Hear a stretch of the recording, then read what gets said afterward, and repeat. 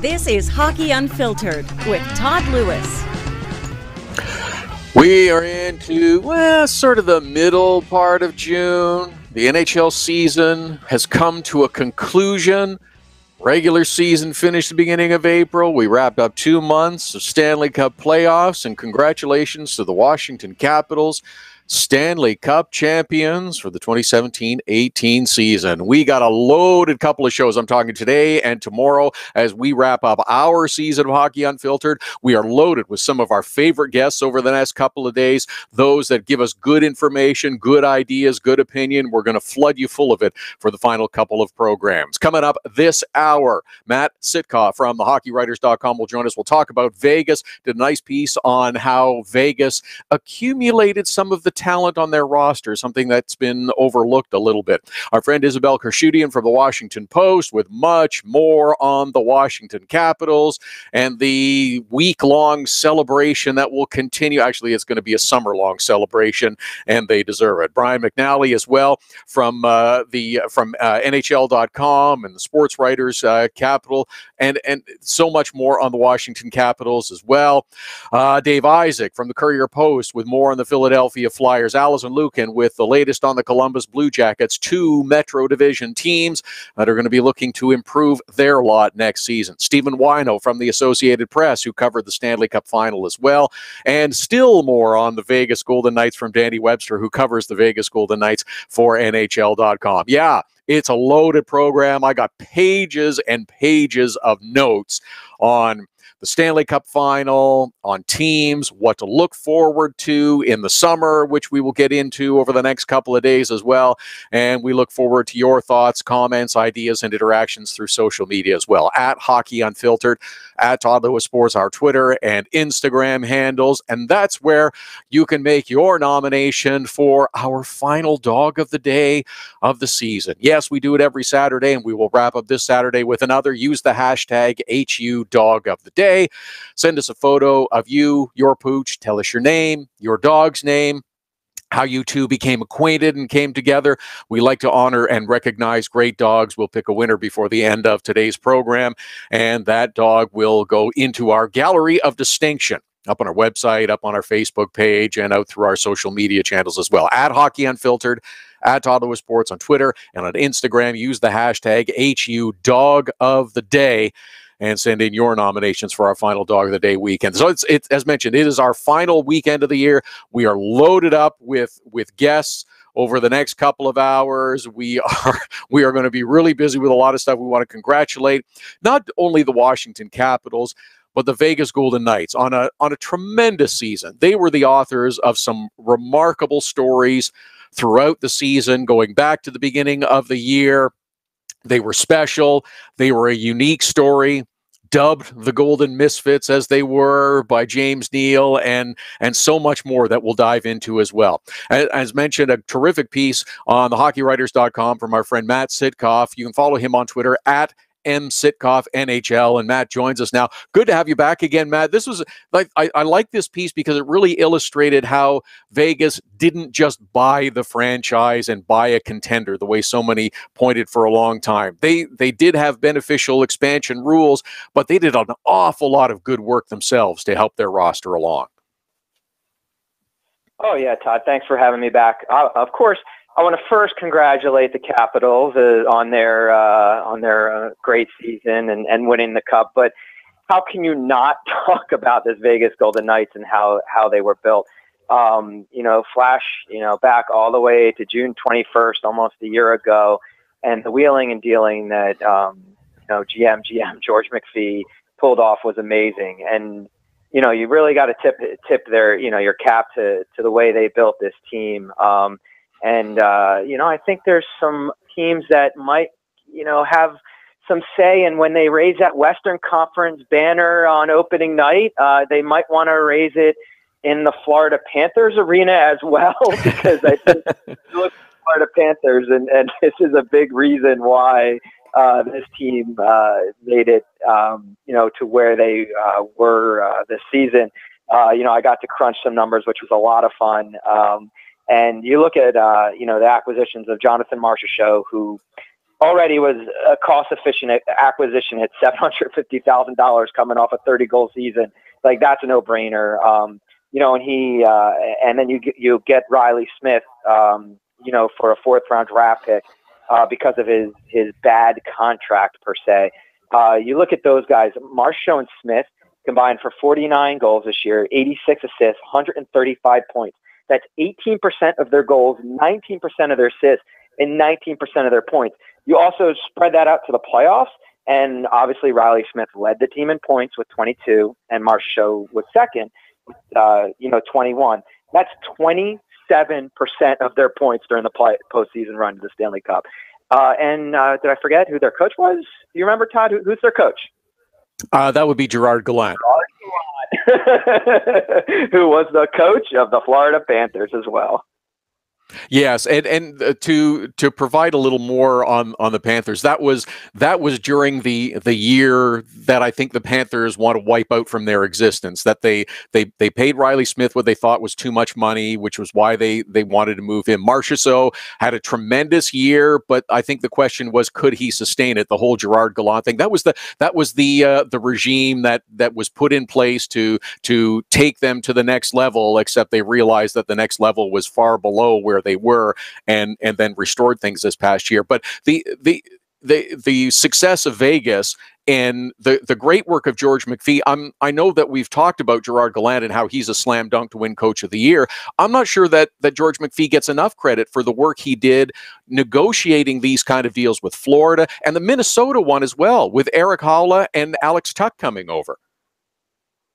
Yeah, you look at the Minnesota, and obviously they were in a real tough spot, and ultimately cost their GM their job. They were forced to protect Jason Pominville because of his no movement clause, which they asked him later to waive and trade for Buffalo. So let's not get started on that. They decided to protect Jonas Brodin over Matt Dumba, and they left Eric Staal and Eric Haula unprotected during that June 21st draft. So McPhee was like, all right, you guys are in a tough spot. Let me see how I can help you out. And he not drafted Haula instead of Staal or Dumba, and then acquired Alex Tuch for a third-round pick. I mean, that is, again, like, you look at my numbers. I crunched them, ready? They combined, Haula and Tuch combined for 44 goals, 48 assists, and 92 points. It's 12% of their points. And then not only, was Haula just a great find, the 27-year-old led them in power play points. But Alex Tuch, let's not forget, like, you and I, we covered the draft very well. This guy was a highly, highly regarded prospect coming out of the draft. 18th overall. He was clutch for them. 4 game-winning goals, really just a force during the playoffs, and we saw it. And there it is. Like, he just saw that situation. He saw the dire straits that Minnesota was in, and took advantage and got 2 really great players for the price of, really nothing. I mean, a third-round pick in the 2018 draft. Matt Sitkoff is our guest from thehockeywriters.com, at @MSitkoff NHL, to follow him on Twitter, talking about the Vegas Golden Knights, all the work that went in to prepare this franchise to debut last October, and then such an amazing run through the postseason, coming up short in the Stanley Cup final.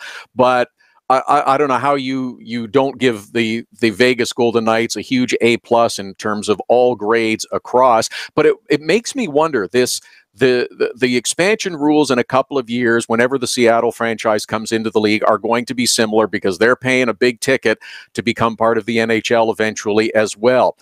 Because it is a league that sees what happens and then reacts to it, are we going to see whoever is running the Seattle franchise stuck with only draft choices? Are general managers going to look at it and say, there's no way I'm making one of these side deals like the Minnesota or Florida deal. We're just going to live with what we have to give up? I think we're going to see a really different expansion in a couple of years.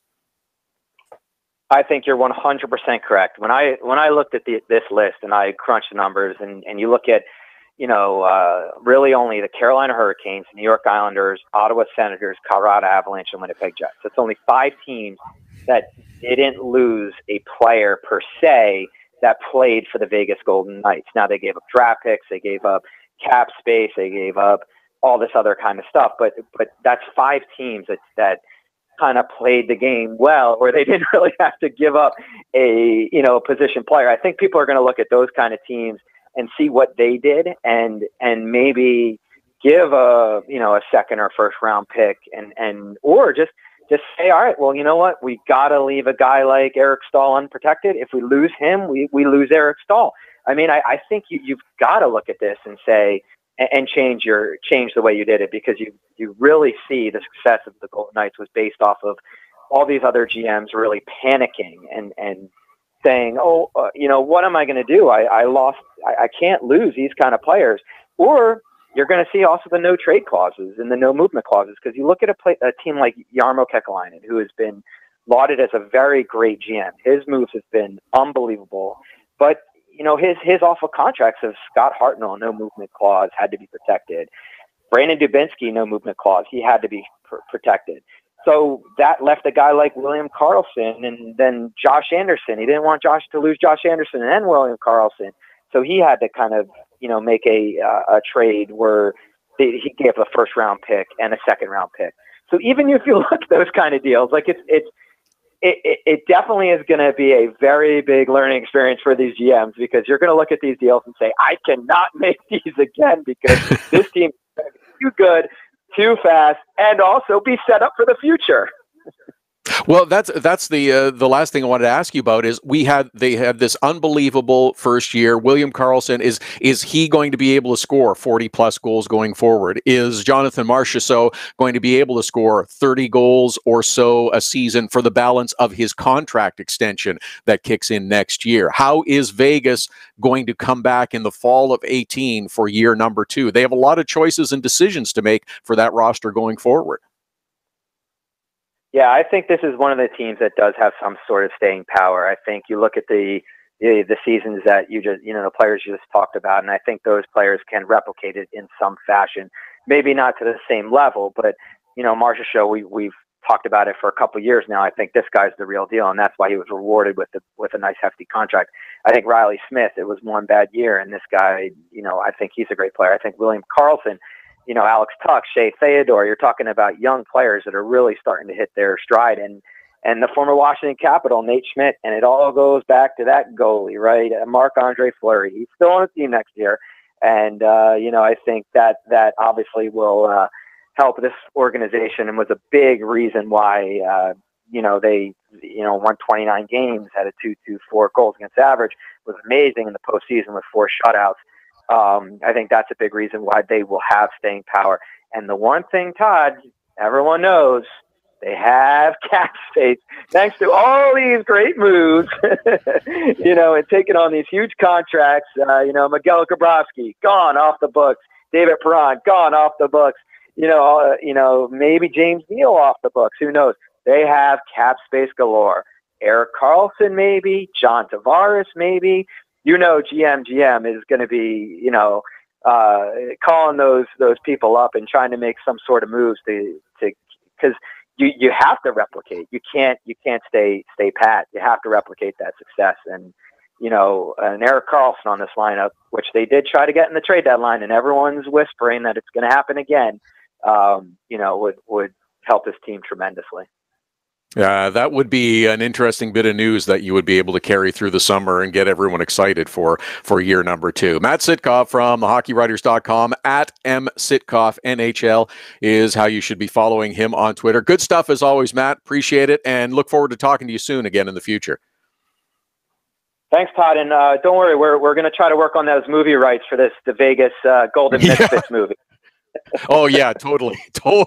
That should actually be done over the summer. Someone who, if NHL Productions is not working on the first season movie of the Vegas Golden Knights to debut in the fall when all the teams reconvene, they are missing a huge opportunity. They're the ones who's going to have access, and that should absolutely be a movie for NHL Productions. Year number 1, even though it ended with them falling short in the Stanley Cup final, that should absolutely be a movie that is being made and should be debuting in the fall. We'll see if it actually takes place or not. We will talk more about the Vegas Golden Knights coming up on our program. Also, lots to cover on the Washington Capitals. The Stanley Cup champion Washington Capitals. Isabelle Khushudyan will join us in the next segment. Brian McNally coming up. As well. Dave Isaac also later on this hour with more on the Philadelphia Flyers, who are one of the intriguing teams this offseason as to what they might do next. Hockey Unfiltered with Todd Lewis. The first hour, the first busy hour of two rolls on after the break. Hockey Unfiltered with Todd Lewis sends you to the biggest events at the best prices. This year, we've partnered with Seat Giant to give you special deals on tickets to NHL games, concerts, or other events. Simply go to SeatGiant.com, find the tickets you want. When you check out, use the promo code TODD for a special discount. That's promo code TODD for a special discount. Start saving with SeatGiant.com on your next purchase. Get your business started getting more leads. 1-844-SEO-LEAD. The number to call if you want more online leads for your business is 1-844-SEO-LEAD. Search engine optimization can be the difference between success and failure. It's no coincidence which businesses are listed first in Google searches. Call 1-844-SEO-LEAD. Now it's even easier to nominate your dog as the Hockey Unfiltered Dog of the Day. We do it every Saturday. Send us a photo on Twitter or now on Instagram with the hashtag HU Dog of the Day. We choose a winner every Saturday. That's simple. Now on Instagram or Twitter, send us the photo using the hashtag HU Dog of the Day, and your dog could be the one added to our gallery on the website and Facebook page. It's the Hockey Unfiltered Dog of the Day every Saturday. Cutting-edge design for manufacturing. Nova Product Design. Industrial design. Mechanical engineering and design. Nova Product Design provides experienced design for parts and assemblies, manufacturing, assembly, and serviceability. From plastic parts to sheet metal forming, mold and tool design, injection molding, and more. Nova Product Design. Visit novaproductdesign.com to learn more. So you had to get groceries, take your daughter to dance class, and a pipe burst in the kitchen. You missed Hockey Unfiltered with Todd Lewis. No problem. All of our shows are available as a podcast right after the show airs, so you can listen when life gets in the way of hearing us live. Subscribe through iTunes and get alerts as soon as the podcast is available, or go to our website, hockeyunfiltered.com, and listen. Plus, check out the other cool stuff, the Hockey Unfiltered with Todd Lewis podcast. Subscribe now through iTunes.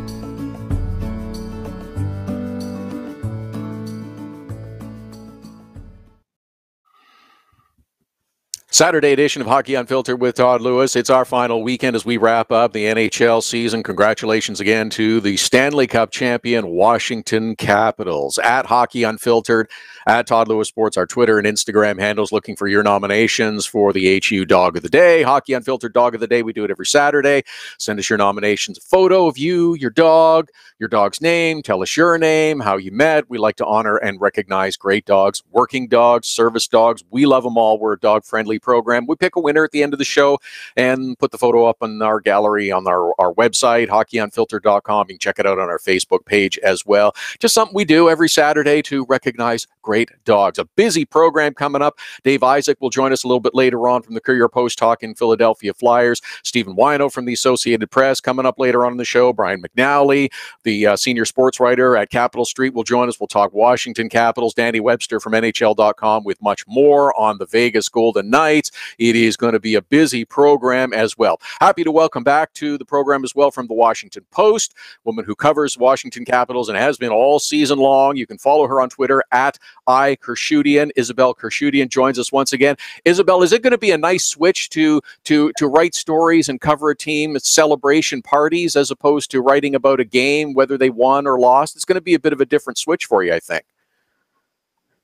Yeah, it's a little bit different for me. Usually, right about now, I'm not doing a whole lot and waiting for the draft, and have already filed all my, sad stories about the Caps. But at the moment, I'm literally at the park, and Ovechkin is going to throw out the first pitch here in like an hour. Yeah, just a little bit different. Yeah, and I think I think the exhale is still happening for Capitals, Capitals players, Capitals staff members, Capitals fans, and much more. That we did it, we finally did it, and I think that's probably going to continue for quite some time. The full belief that the championship has been won after so many years.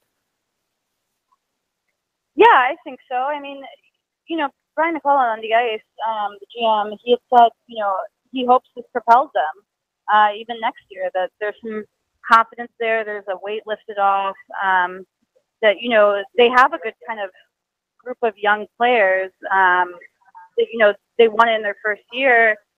Maybe the perception of the team changes. It went from a team where you thought the window was closing to now you look and you say, hey, the window might be open. Obviously, some of this was just kind of momentum and getting hot at the right time. And some things have to just kind of come together. But I think they're set up pretty well going forward. And this is going to bring, kind of an infusion of confidence or something for next season and, even after that. Was it more about the overtime win in Columbus that set them on the winning direction, or was it more about winning the series finally against the Pittsburgh Penguins, do you think, or are they about equal? I think it was probably more the Pittsburgh series. The Columbus series, I think, to me, that goal is like the one moment where that was the big tipping point of the series for me, right? Or of the postseason rather, where if he doesn't score, they're in a 3-0 hole and they're probably done. Yeah. And it's a puck that goes off Zach Werenski's thigh and then Lars Eller's skate. Such a wacky bounce in the game. I thought they were arguably outplayed. But the Pittsburgh series, I think that's the one where a lot of things click. How they have to play, their formula for success. The relief, obviously, and kind of the belief that comes with getting over that hump. I always thought that if they could get over that hump, they would probably kind of roll, and we finally saw that. Yeah, once they got past Pittsburgh, and I wonder if in some ways having Nick Backstrom out of the lineup was a bit of a blessing in that it forced other players to enter a little bit differently. Yeah, I don't think it's ever a great thing to have Nick Backstrom out of the lineup, but it showed sort of the resiliency of the team. There was some kind of confidence that comes out of winning without that guy, and kind of saying, hey, we're a good team, and if we played a structure, we can win no matter who's playing. And I think that was the biggest lesson, was how they had to play, kind of commitment to this kind of defensive style and the 1-1 and all of that. I think that's the biggest kind of lesson out of that game. Sorry, the cup just showed up in that part. If you hear clapping in the background. That's perfectly all right, and a pretty common occurrence when the Stanley Cup shows up. There's screams and yells and applause and the like. Isabelle Khushudyan is with us. She covers the Capitals for the Washington Post. Follow her on Twitter at @Khushudyan. And I agree with you that you don't want a Nick Backstrom out of the lineup, but that was something I think that essentially gave the Capitals another boost of confidence. And in fact, in the final, if you take game one out, because it was such an upside down game with bounces that went in off Braden Holtby that I was surprised about. I don't think the rest of the series was that close. I think the Capitals clearly showed they were a superior team and imposed their will on the Vegas Golden Knights for the next 4 games. Yeah, I thought so. I thought they were. I think it was a combination of the Caps playing really, really well, and maybe Vegas coming back down to earth a little bit, where their shooting percentage with the save percentage was all probably a little unsustainable. So it was probably a combo of both. I thought maybe the Columbus series and then maybe the Tampa series were the 2 hardest series the Caps played.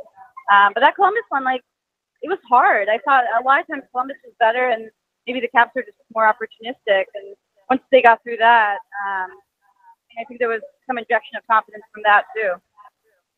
The other thing I want to ask you about too is that we're finally, I think many are finally recognizing that Alex Ovechkin is a very talented player, and his enthusiasm and excitement.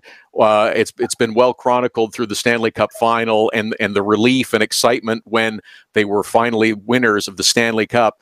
I think everybody's starting to believe that it's genuine now. I never doubted it that when he scored or one of his teammates scored, his screaming and yelling was genuine. You've got to see it up close for a period of time.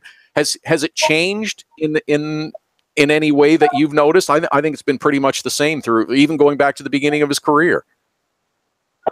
Yeah, I think it's been largely the same. I mean, it was just like a new level during the because there's more at stake, it's more emotional, all of that. But I mean, I think he's always been pretty animated, pretty happy for his teammates. You know, he takes a lot of like kind of silly beats for the goal celebrations and all of that. But that's something, you know, players who know him have always defended how excited he gets when someone else scores. I think more like kind of amusing was his reactions, like, you know, when Braden Holtby made the big play, like covering his face with the gloves and, you know, stuff like that where you see just how like invested he is, like emotionally in every little thing that's happening on the ice. That to me is pretty cool to watch. Yeah, it's just to see he and Nick Backstrom face to face, screaming and yelling at each other. Maybe that's the picture that I remember the most about them finally winning and well, not even just the Stanley Cup, but even prior to that and going to play for the Stanley Cup. Just those two have been together for so long that it was very fitting that Nick Backstrom made that beautiful pass to Ovi in the game winner. Yeah, for sure, and they've had like several kind of moments like that throughout the playoffs where, you know, when Nick was out of the lineup in that game 6 against Pittsburgh, Ovechkin comes in the locker room and hugs him. In Tampa, they had kind of an emotional hug. You know, and then in Vegas, obviously that moment and them carrying the cup together at one point. I think they both understood that this is something they went through together, the heartbreak, everything else, and that was what was cool, was that, you know, they kind of embraced that.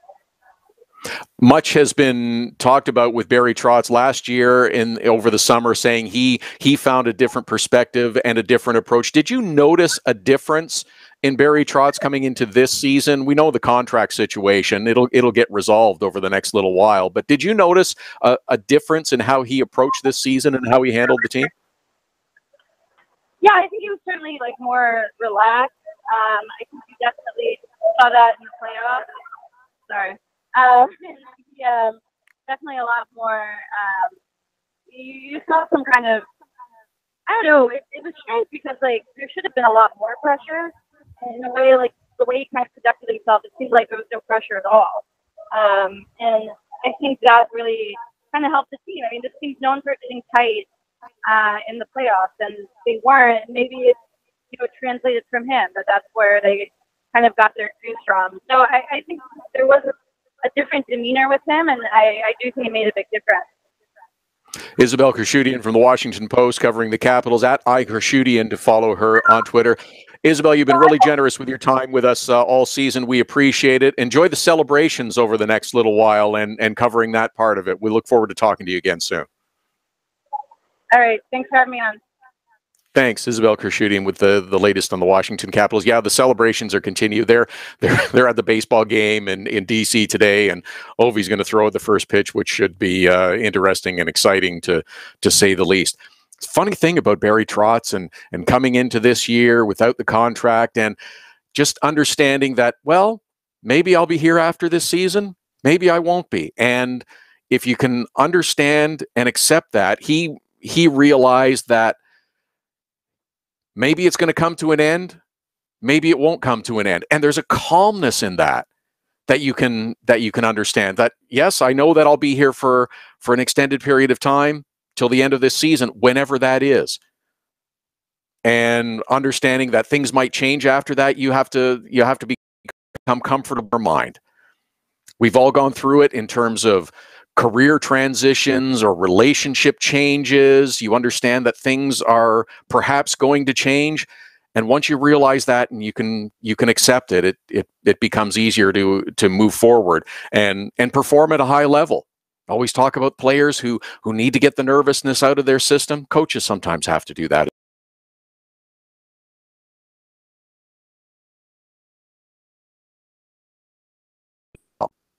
Piece that talk about the of all the Washington. Isaac from the Courier-Post with more on the Flyer, and Lukan from the Cleveland Talk also coming up later on in the programs. It's a busy Saturday, going to be just as busy tomorrow as we wrap up our season. Stanley Cup champion Washington Capitals. Yeah, it's still and has a nice story to it as well. Much more on the Caps coming up in our next segment. At Hockey Unfiltered, at Todd Lewis Sports. Brian McNally will join us right after the break. Hockey Unfiltered with Todd Lewis sends you to the biggest events at the best prices. This year, we've partnered with Seat Giant to give you special deals on tickets to NHL games, concerts, or other events. Simply go to SeatGiant.com, find the tickets you want. When you check out, use the promo code TODD for a special discount.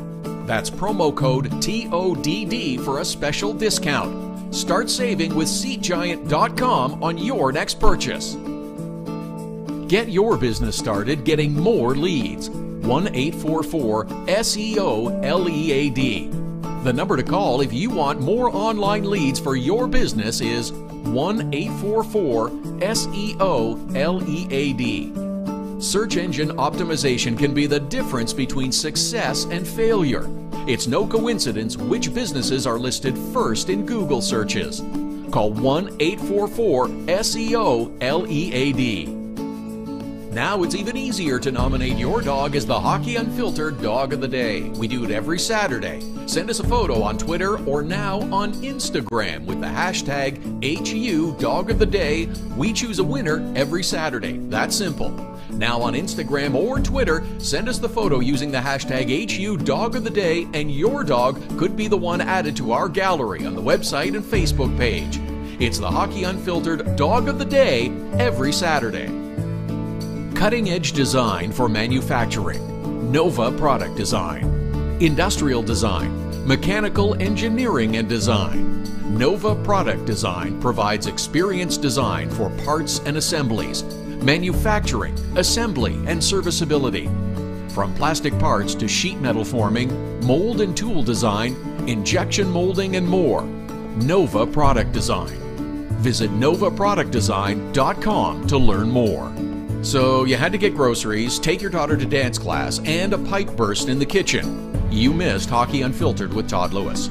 No problem. All of our shows are available as a podcast right after the show airs, so you can listen when life gets in the way of hearing us live. Subscribe through iTunes and get alerts as soon as the podcast is available, or go to our website, hockeyunfiltered.com, and listen. Plus, check out the other cool stuff. The Hockey Unfiltered with Todd Lewis podcast. Subscribe now through iTunes.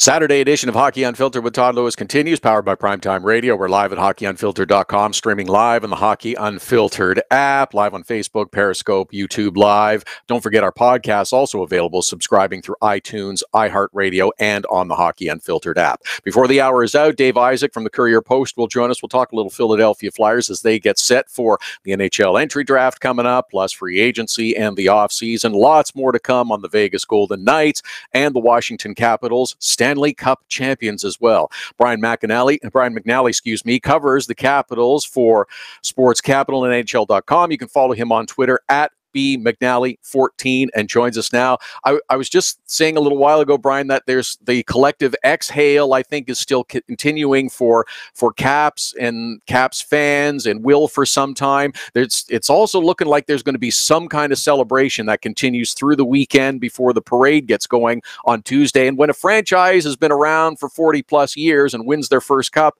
I guess that's pretty understandable to be that elated.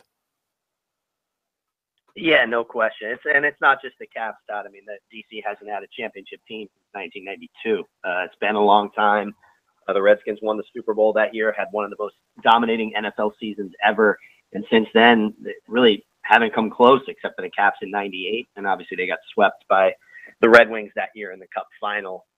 So, didn't really get to enjoy that as much. One, clinched the Eastern Conference on the road and were swept out of the playoffs at home. So this has been a long time coming for the city. It's why you see, like last night, the pictures filtering out of the Caps in suburban Arlington, Virginia, celebrating at a private party, but spraying the crowd outside with champagne. And today, I think right now they're at Nats Park getting ready to throw out the first pitch before the Nats game this afternoon. They're going to be honored there. It should be almost a week-long party. The parade's not even until Tuesday, Todd. So the city has definitely been overcome with emotion here the last couple of days. Well, and it's now that they've achieved the goal of winning the Stanley Cup, winning the championship. It's great for the franchise. It's great for the city. And when you look back over the history of the Washington Capitals, it's interesting that it was done versus the Vegas Golden Knights, the most successful expansion franchise ever in the National Hockey League. When the Capitals, when they came into existence, well, they barely won a game and had a lot of frustrating years, but built up a couple of times, got close, but also had some excruciating and frustrating losses in the postseason that had them falling short. I always write that, Todd, that the problem with the Caps isn't necessarily that they always fall short. It's that they almost win. You know what I mean? They're never in a relative. They've been good for, I think I looked this up. I used the standings since 1980. They have the third most wins of any NHL team. I mean, they made the playoffs 28 out of 35 years. They've consistently been a good team other than the brief kind of rebuild between when that 98 Cup group fell apart and then after the Jaromir Jagr era and then Ovechkin coming in. They had about a 6-year window where they obviously weren't very good. Other than that, they've been consistently one of the better teams in the league and never won anything. They never had anything to show for it. 3 President's Trophies in how many years? 8 or 9 years, right? And still had nothing to show for it. So all of that plays into that. It isn't just one generation. It isn't just the Ovechkin era. It's all the teams. Jim Houston did a great job on the Hockey Night in Canada broadcast the other night of like listing the old Caps players, people that would really resonate with Caps fans, like Rod Langway, Ole Kolzig, and Craig Laughlin, and all these guys that played in the 80s on some really good teams in the early 90s. And they couldn't do it then either. So it's a multi-generational thing for Caps fans especially, and I think that's helped to make this all the sweeter for them. Yeah, and I guess that's maybe the best illustration of how difficult this is. Even if you have good teams, even if you have good players, it requires not just effort. You've got to have a break. You've got to have a nice bounce here and there. I mean, look at the Capitals are the Stanley Cup champions, but they were also within a whisker of being down 3-0 and essentially being eliminated from the postseason in the first round. I mean, a goal going the other way, and we're having a completely different conversation about this team. If Cam Atkinson doesn't hit a post in overtime of Game 3, and then Lars Eller comes back and scores in double overtime, the season's probably over, and the whole fate of the franchise is probably changed, right? I mean, at that point, if you go out in the first round of the Blue Jackets, I mean, I would think major changes are coming. Maybe you decide on a rebuild of some sort, because you would figure 2 President's Trophies and nothing, and then you can't even make it by the first round. You would say, well, we're trending down. This is over. So it shows you that fate, balances. It's an uneasy balance there. You could go either way. They went from possibly being down 3-0 with a road game in Columbus in Game 4. Instead, they're 2-1 in that series, and they stormed back and won the next 4. So it does show you the kind of delicate balancing act you have there. They got through that Columbus series, and after that, they looked and played like a championship team.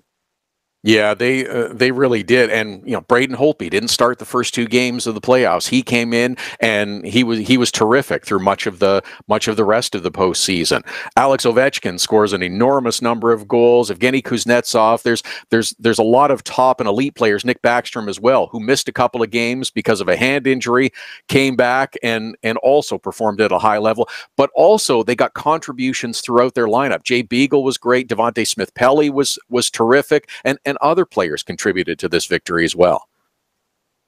Brett Conley had a bunch of big goals. Yeah. In this playoffs. I mean, and that's what you need. You have to have both, right? You can't just have, it could never have just been, because they've had Ovechkin play well before. He's had great playoff series, and they didn't win. They didn't win because they didn't get those extra, Brett Conley, Jay Beagle, Smith Pelly, as you said, was phenomenal. Always there when they needed him. Chandler Stevenson had some great moments. You don't win a title without all of that. As good as their stars were, and Kuznetsov was brilliant. TJ Oshie was awesome the entire playoffs. Backstrom, as you said, probably not even getting him enough credit. You saw as he's celebrating with Ovechkin, the finger on his hand is still taped up. Like, it's not like Nick Backstrom was healthy, but he's still productive. Still contributed on that Ovechkin goal in the final game. So, you don't win without your stars playing well, but they need help if you're going to go through a 2-month run like this. And the Caps got that in spades from their entire roster. Brian McNally is with us, covers the Washington Capitals for Sports Capital and NHL.com. At BMcNally14 is how you follow him on Twitter. So how do the Caps follow it up next season? There inevitably are changes to a team and the roster. I suspect that the first thing is the decision on whether or not Barry Trotz is going to come back and be the head coach of the Washington Capitals, and everything else has to fall in after that. I'm not sure if I have a feeling one way or the other if he's going to come back. I'm not saying it's a slam dunk. Is it going to happen, or is there a chance it happens? Sure. I still think there's a chance it doesn't. Yeah, it's hard to read the tea leaves on that one, Todd. I talked to Brian McClellan on the ice in Vegas after the game, and he said he told a couple of us that Barry's under contract till July 1st, and that he's like, look, he just won a Stanley Cup. I think if he wants to be back, he'll be back. And so the Caps kind of put themselves in this position where they didn't want to commit to Barry last summer or give him an extension during the year. They could have done that when they were in first place and it was clear they were headed toward another division title. They decided not to do that. Now the ball's in Barry's court. He said kind of conflicting things about it. I think there has to be a part of him that's obviously hurt that they didn't commit to him, even after winning 2 President's trophies in 3 years. And while there wasn't the playoff success, they certainly could have given him something, or could have said, hey, we would like you back. Let's work something out. Decided not to do that. And if he is resentful of that at all, he can choose to move on. There'll be plenty of options for him. Not right away. Obviously, the Islanders is the only job that's open right now, but he could choose to wait it out a little bit and see what happens next year, or be the hot coaching candidate next spring if he wants. He has said, however, that he likes Washington. That part of what drew him here was not just the talent, but the support system in place. He has a special needs son, and the support system in the Washington area is good for him. And so maybe he doesn't want to uproot that. And if there's a chance now to come back at a better price than he would have gotten earlier, maybe, I think there's a lot of reasons for him to come back, Todd. It's just a matter of if Barry is comfortable with that, or resentful at all that they didn't make the commitment earlier. I think now, but it's a tough call. I think it's his call, and whether or not he wants to experience the I think what you said is accurate, but I also think as much as anything, it's, do I want to stay in this pressure cooker for another stretch of 2, 3, 4, 5 years, whatever it is? Because after last season, it was 2 years of we're going for it. This year, it was, you know what? Unless there's playoff success, Barry Trotz is not coming back for the 18-19 season. And I think he resigned himself to that. And now I think it's up to him to decide for he and his family whether or not he wants to continue in the coaching field. I don't think it's about another job. I think it's about whether or not he wants to stay coaching. And that's, that's a tough call, because you're a young enough man where you could take some time off and come back if you wanted. He's in his 50s. He could do that, but you also know once you get out of the game, if you try to take 2 or 3 years off, that's a little harder. And so do you ride this kind of wave? And now you are with a team that's still talented. They'll bring back virtually, they basically have to decide on John Carlson. Almost everybody else, Jay Beagle is also a free agent. Almost everybody else will be back. So do you want to come and embrace that challenge and try to get another title and do that whole thing where you try to defend it? That would be a lot of fun and challenging for a lot of coaches. Does that outweigh the maybe the need for rest or the need to kind of get off the merry-go-round for a year or two? It's a tough call, and I think it is one that Barry Trotz told Brian McClellan he's going to need here for the next couple of years, or a couple of weeks anyway. Yeah, that's perfectly understandable. Brian McNally from sportscapitalnhl.com, at bmcnally14 to follow him on Twitter. Great stuff, Brian. We appreciate your time with us and look forward to having you back again sometime soon. Anytime, Todd. Thank you. Thank you. It's an interesting thought to ponder, and whether Barry Trotz decides that, you know what, maybe just want to take a breather, catch my breath, and then wait and see what comes up on the horizon. Now he knows what's ahead. He knows what he's got in Washington, knows what the roster is going to be for the most part, but there are going to be changes in Washington. There's no way Philip Grubauer is coming back, and there's probably a couple others that don't come back to the Washington Capitals roster as well. John Carlson, I think they want to do everything they can to keep him. Will they be successful is the real question. But right now, Stanley Cup champion Washington Capitals are basking in the afterglow of their triumph, and understandably so. At Hockey Unfiltered, at Todd Lewis Sports, our Twitter and Instagram handle. Still looking for your nominations for Dog of the Day. Hashtag is HU Dog of the Day. Send us a photo of your dog. Tell us why they should be the Dog of the Day. Your name, your dog's name included as well. And we'll pick a winner before the end of the program. One of the teams hoping to be back in the postseason and having a long playoff run next year, the Philadelphia Flyers. Dave Isaac from the Courier-Post will join us in the next segment to talk Flyers. Also coming up, Alison Lukan with the latest on the Columbus Blue Jackets, Stephen Whyno from the Associated Press with more NHL talk, and Danny Webster from NHL.com with more on the Vegas Knights as well. It is a busy Saturday edition. Hockey Unfiltered with Todd Lewis, back with more after the break. Hockey Unfiltered with Todd Lewis sends you to the biggest events at the best prices. This year, we've partnered with Seat Giant to give you special deals on tickets to NHL games, concerts, or other events. Simply go to SeatGiant.com, find the tickets you want. When you check out, use the promo code TODD for a special discount. That's promo code TODD for a special discount. Start saving with SeatGiant.com on your next purchase. Get your business started getting more leads. 1-844-SEO-LEAD. The number to call if you want more online leads for your business is 1-844-SEO-LEAD. Search engine optimization can be the difference between success and failure. It's no coincidence which businesses are listed first in Google searches. Call 1-844-SEO-LEAD. Now it's even easier to nominate your dog as the Hockey Unfiltered Dog of the Day. We do it every Saturday. Send us a photo on Twitter or now on Instagram with the hashtag HU Dog of the Day. We choose a winner every Saturday. That's simple.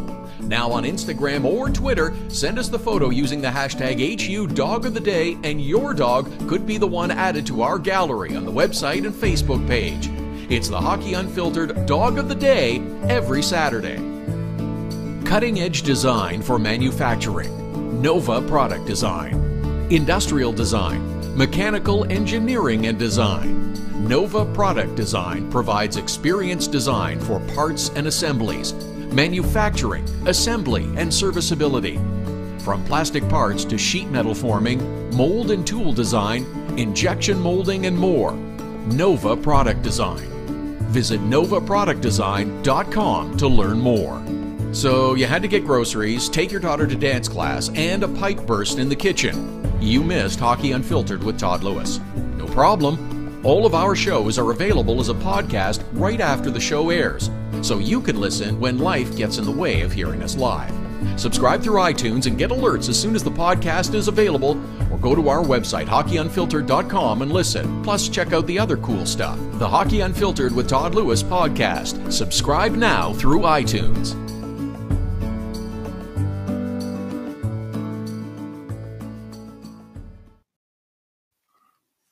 Saturday edition of Hockey Unfiltered with Todd Lewis continues live at hockeyunfiltered.com, streaming live on the Hockey Unfiltered app powered by Primetime Radio. Lots more Caps talk coming up, celebrating a Stanley Cup championship, much more on the Vegas Golden Knights as well, celebrating an incredible inaugural season, plus lots to get into about other teams that are hoping to have a big run themselves next year. Alison, Lukan will join us. We'll talk more about the Columbus Blue Jackets, Stephen Whyno from the Associated Press with all things Stanley Cup final and NHL.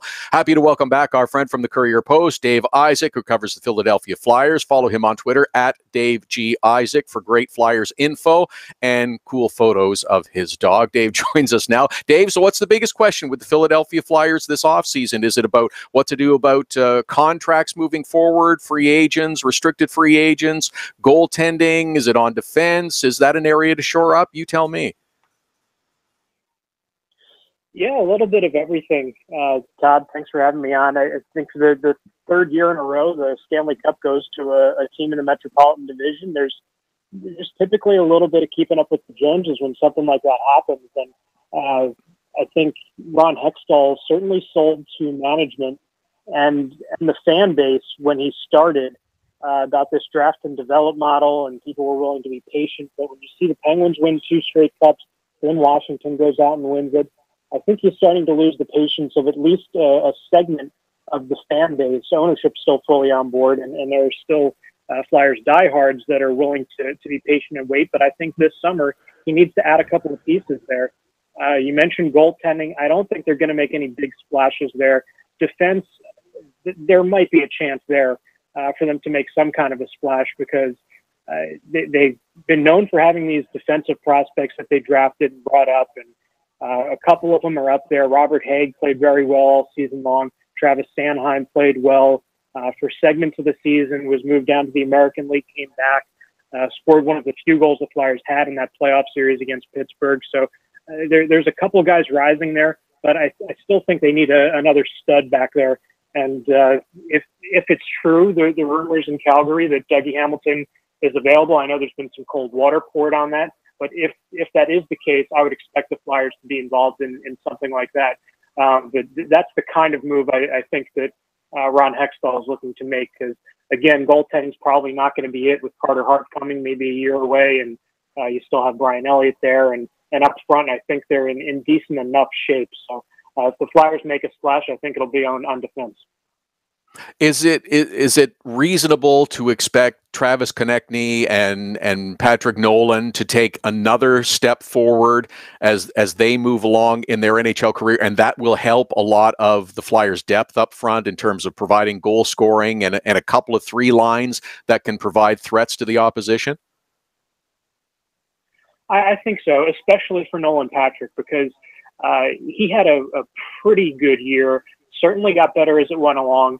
But I think a good portion of that was him recovering from surgery that he had just before the NHL draft last year. And it took him quite a while to really start feeling like himself. And it was such a gradual process that he said there was really no point he could pinpoint and say, this is where it clicked and I started to feel like myself.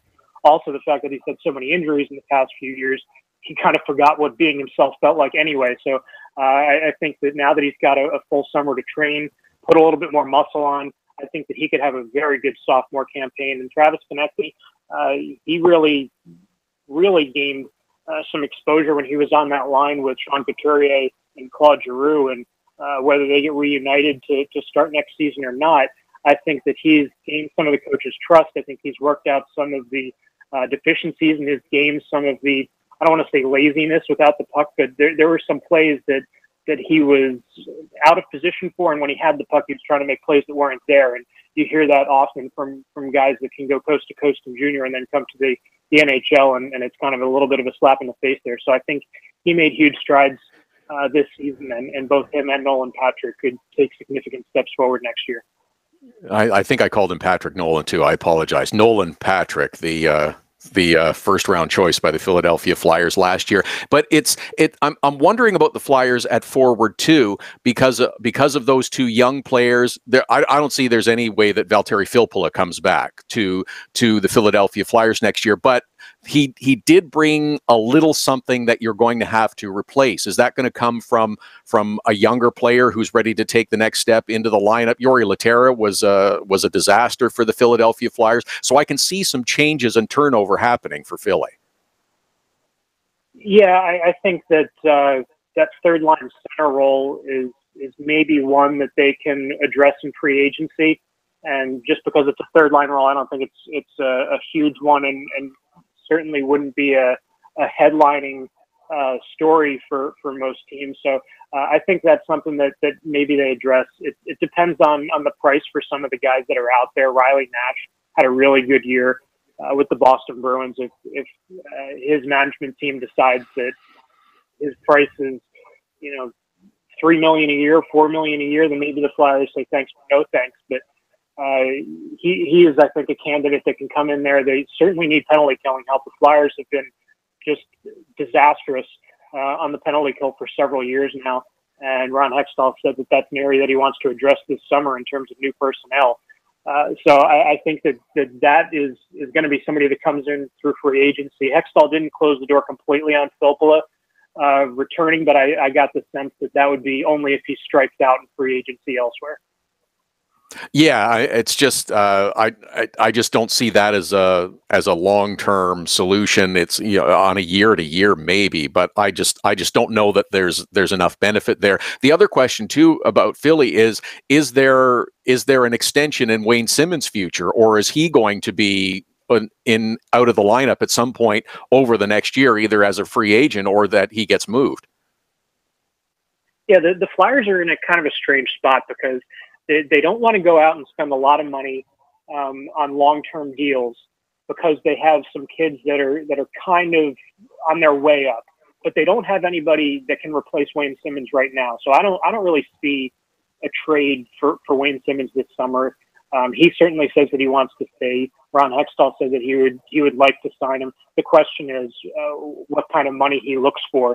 Him and Eustace King, his agent, what they're looking for, because quite frankly, at $3.975, I think, $1 million cap hit for the last however many seasons it's been. That may be the best deal in the NHL for a guy that's usually a 30-goal scorer. And this year he had 24 and had pretty much every injury known to man that he played with for almost 82 games and the playoffs. So I don't think that the Wayne Simmonds thing is going to work itself out this summer. I would even be surprised, even if they do re-sign him, that happens this summer or anytime close to July 1st, which is when that door opens and they can renegotiate that. That I think would be something maybe the second half of the season if they see how his year goes and how some of their prospects play out throughout the course of this upcoming season. Then maybe at the next draft, if they decide that they have somebody that's willing to come in and take that next step, then they think about doing something like that. But Wayne Simmonds, both for the 30 goals a year and for the leadership. I mean, he's the self-proclaimed bad cop to Claude Giroux's good cop. So I don't think the Flyers have anybody right now that they can say, yeah, he can replace Wayne Simmonds. So I think he stays for now. Yeah, and understandably so. I think he's good value for just under $4 million. Dave Isaac from the Courier-Post, at Dave G. Isaac to follow him on Twitter. Good stuff as always, Dave. We appreciate the time and look forward to talking to you again soon in the future. All right, thanks for having me, Todd. Thanks, Dave Isaac from the Courier-Post. I like Wayne Simmonds and what he brings to the Philadelphia Flyers. I just don't know that it's a situation that's going to get resolved quickly. 29 years old, be 30 in a year. Then he's an unrestricted free agent. If you can sign him for a shorter term deal, you're not going to get him at $4 million. But if even if he were to leave at the end of next season as an unrestricted free agent, I'll take the value that he brings to the team for this coming season, even if you have to walk away and not get anything for Wayne Simmonds at some point in the future if it doesn't work out contract-wise. At Hockey Unfiltered, at Todd Lewis Sports, our Twitter and Instagram handles. One more hour to go. Your Dog of the Day nominations, send them in via Twitter and Instagram, at Hockey Unfiltered, at Todd Lewis Sports. Hashtag is HU Dog of the Day. We'll pick a winner before the end of the show. Lots more to come on the Stanley Cup champion Washington Capitals and much more. Hour number 2 coming up right after the break. Hockey Unfiltered with Todd Lewis sends you to the biggest events at the best prices. This year, we've partnered with Seat Giant to give you special deals on tickets to NHL games, concerts, or other events. Simply go to SeatGiant.com, find the tickets you want. When you check out, use the promo code TODD for a special discount. That's promo code TODD for a special discount. Start saving with SeatGiant.com on your next purchase. Get your business started getting more leads. 1-844-SEO-LEAD. The number to call if you want more online leads for your business is 1-844-SEO-LEAD. Search engine optimization can be the difference between success and failure. It's no coincidence which businesses are listed first in Google searches. Call 1-844-SEO-LEAD. Now it's even easier to nominate your dog as the Hockey Unfiltered Dog of the Day. We do it every Saturday. Send us a photo on Twitter or now on Instagram with the hashtag HU Dog of the Day. We choose a winner every Saturday. That's simple. Now on Instagram or Twitter, send us the photo using the hashtag HU Dog of the Day, and your dog could be the one added to our gallery on the website and Facebook page. It's the Hockey Unfiltered Dog of the Day every Saturday. Cutting-edge design for manufacturing, Nova Product Design. Industrial design, mechanical engineering and design. Nova Product Design provides experienced design for parts and assemblies, manufacturing, assembly, and serviceability. From plastic parts to sheet metal forming, mold and tool design, injection molding, and more. Nova Product Design. Visit novaproductdesign.com to learn more. So you had to get groceries, take your daughter to dance class, and a pipe burst in the kitchen. You missed Hockey Unfiltered with Todd Lewis. No problem. All of our shows are available as a podcast right after the show airs, so you can listen when life gets in the way of hearing us live. Subscribe through iTunes and get alerts as soon as the podcast is available, or go to our website, hockeyunfiltered.com, and listen. Plus, check out the other cool stuff. The Hockey Unfiltered with Todd Lewis podcast. Subscribe now through iTunes.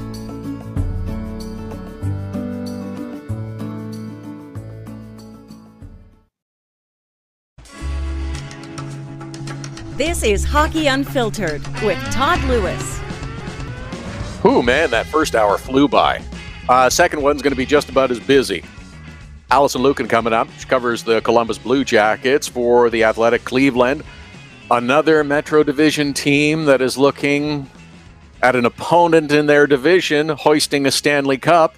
They would like to change places next year. Also coming up this hour, Stephen Whyno from the Associated Press covers the National Hockey League. We'll talk about the Stanley Cup Final and a few other things surrounding the National Hockey League as well. Danny Webster covers the Vegas Golden Knights for NHL.com. He will be with us this hour. We'll talk about the Vegas Golden Knights and congratulate them once more on an outstanding season #1 in the National Hockey League. If you're going to enter into a new business, way to go, Vegas Golden Knights. You did it in big-time fashion. I know that you are still hurting, and it is still painful that you suffered a loss in the Stanley Cup Final to the Washington Capitals. Oh, yeah, but you brought us an awful lot of joy and pleasure through this NHL season, and we look forward to more of it in the future. At Hockey Unfiltered, at Todd Lewis Sports, our Twitter and Instagram handles. It is where we are accepting your nominations for the Hockey Unfiltered Dog of the Day. Something we do every Saturday. It's our final weekend, so we'll wrap it up with one more Dog of the Day that we will proclaim at the end of this hour. Just send us a photo, tell us your name, your dog's name, how you two met and came together. We love good stories and like to honor and recognize great dogs, so we do it every Saturday. Hashtag is HU Dog of the Day. Send us the photo via Twitter, via Instagram. We will be back again tomorrow. Another super busy, loaded up show as we wrap up our season with so much to come. Holy smokes. Tomorrow among our guests, Pete Blackburn will join us. Sean Gentili will join us. Sean McIndoe will join us.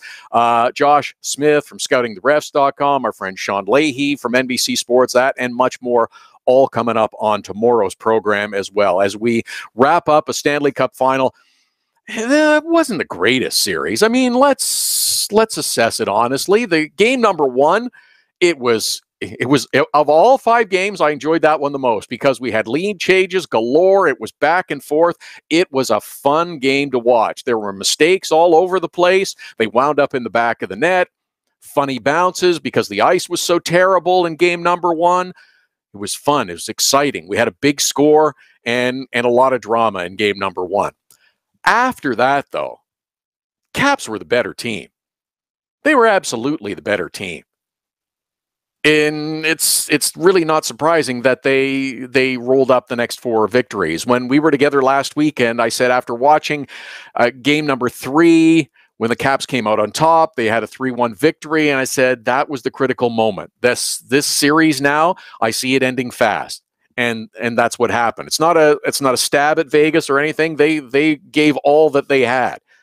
And you know what? When they battled back and got the lead in game number 5, I thought, oh, well, maybe they got a little something left in the tank. Eventually fell short, and the Washington Capitals, the superior roster, the superior skilled team came out on top, and that was understandable that they would. But for Vegas, huge thanks for everything, for bringing so much to the game, so much fun, so much joy, watching the city of Las Vegas embrace you and you embracing the city following that shooting on October 1st and achieving so much on the ice. It was sensational. Bringing fans together, bringing some showbiz and glamour to the game, the in-game entertainment, some fun, and doing it all in Las Vegas fashion. You've given teams something to think about. Every other NHL team has got to be thinking about upping their game in terms of entertainment and showbiz and fun and excitement in the building. Every other team should be looking to make improvements. Series itself, it wasn't a classic. It's not going to be remembered as, oh, do you remember that incredible series in 18 when Vegas and the Capitals played for the Stanley Cup? It'll get remembered because Vegas was in their first year and the Caps won their first Stanley Cup. But hey, good for you, Vegas, up in the entertainment value. Imagine Dragons, great. Sting and Shaggy, okay. Panic at the Disco. Not everybody's going to enjoy all the different acts that are participating, but hey, good for you for getting some entertainment. And Pat Zajac was Pat Zajac, you know. TV coverage was some good and some bad, some pass and some fails to the U.S. and the Canadian coverage. I had a chance to watch both, which I enjoyed. Play-by-play, I make no secret of the fact that I think Mike Emmerich is absolutely the best. His knowledge, his sense of humor, his fun, his sense of the moment, the way he captures it, presents the frenzied game in a way that's easier to understand. Mike Emmerich has said that he makes the decision every summer, and he is in the position to do that, of whether or not he will come back in the fall. I sure hope he decides to bless us again with another season of Mike Emmerich calling play-by-play on NBC and NBCSN. Jim Hewson on Canadian TV says a lot of words, but really doesn't say an awful lot. So guess which one I like better. I did miss kind of Craig Simpson sometimes and his analysis on Canadian TV. I think he gets bogged down by a lot of the other nonsense that goes on Canadian coverage. I thought Ed Olczyk had a very good final. I enjoyed some of his observations, and he's certainly had a tough year through the first half of it, battling cancer before getting word that he was cancer-free. Pierre Maguire is Pierre Maguire. People seem to love him or hate him. And you know what I think it is there's too much of him. I think that using him every night in the playoffs is a big mistake. And I think giving Pierre a night off every now and again would give him a break and would give everyone else a break, and I think that would work well. I think Liam McHugh is a good host on NBC. He's really solid. He's been on this program before, gives us some good discussion and information. PK Subban was a guest analyst for NBC in game number 5. He is already better than any analyst working on NBC. Honest, personality, refreshing, more PK. On Canadian television, I think Elliot Friedman is the hardest working man on the rights holder coverage. Has some good information. Kelly Rudy has some good insight. I think he gets pushed aside sometimes, and he's too polite to bully his way in. The rest of those employed by the rights holder in Canada, if they disappeared, I wouldn't be disappointed. TSN still sends a full crew to the final. James Duthie, Ray Ferraro, Bob McKenzie, all informed, good opinion. Frank Saravelli is part of that group as well. Nice job. Radio coverage, I find always to be slanted. You're listening to your home team coverage, and that's the way you want it. If you're a Caps fan, you're listening to Caps radio and you're enjoying it. Same if you're on the Vegas side. The officiating, I thought, was maddeningly poor throughout the postseason.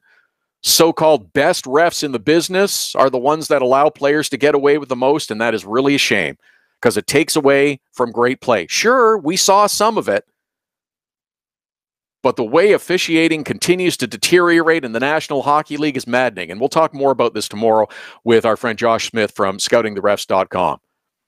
I just think that some of the things that were allowed to occur in the postseason were unbelievable. You want to tell me that the standard of officiating is the same in the playoffs and especially the Stanley Cup final as it was in the regular season?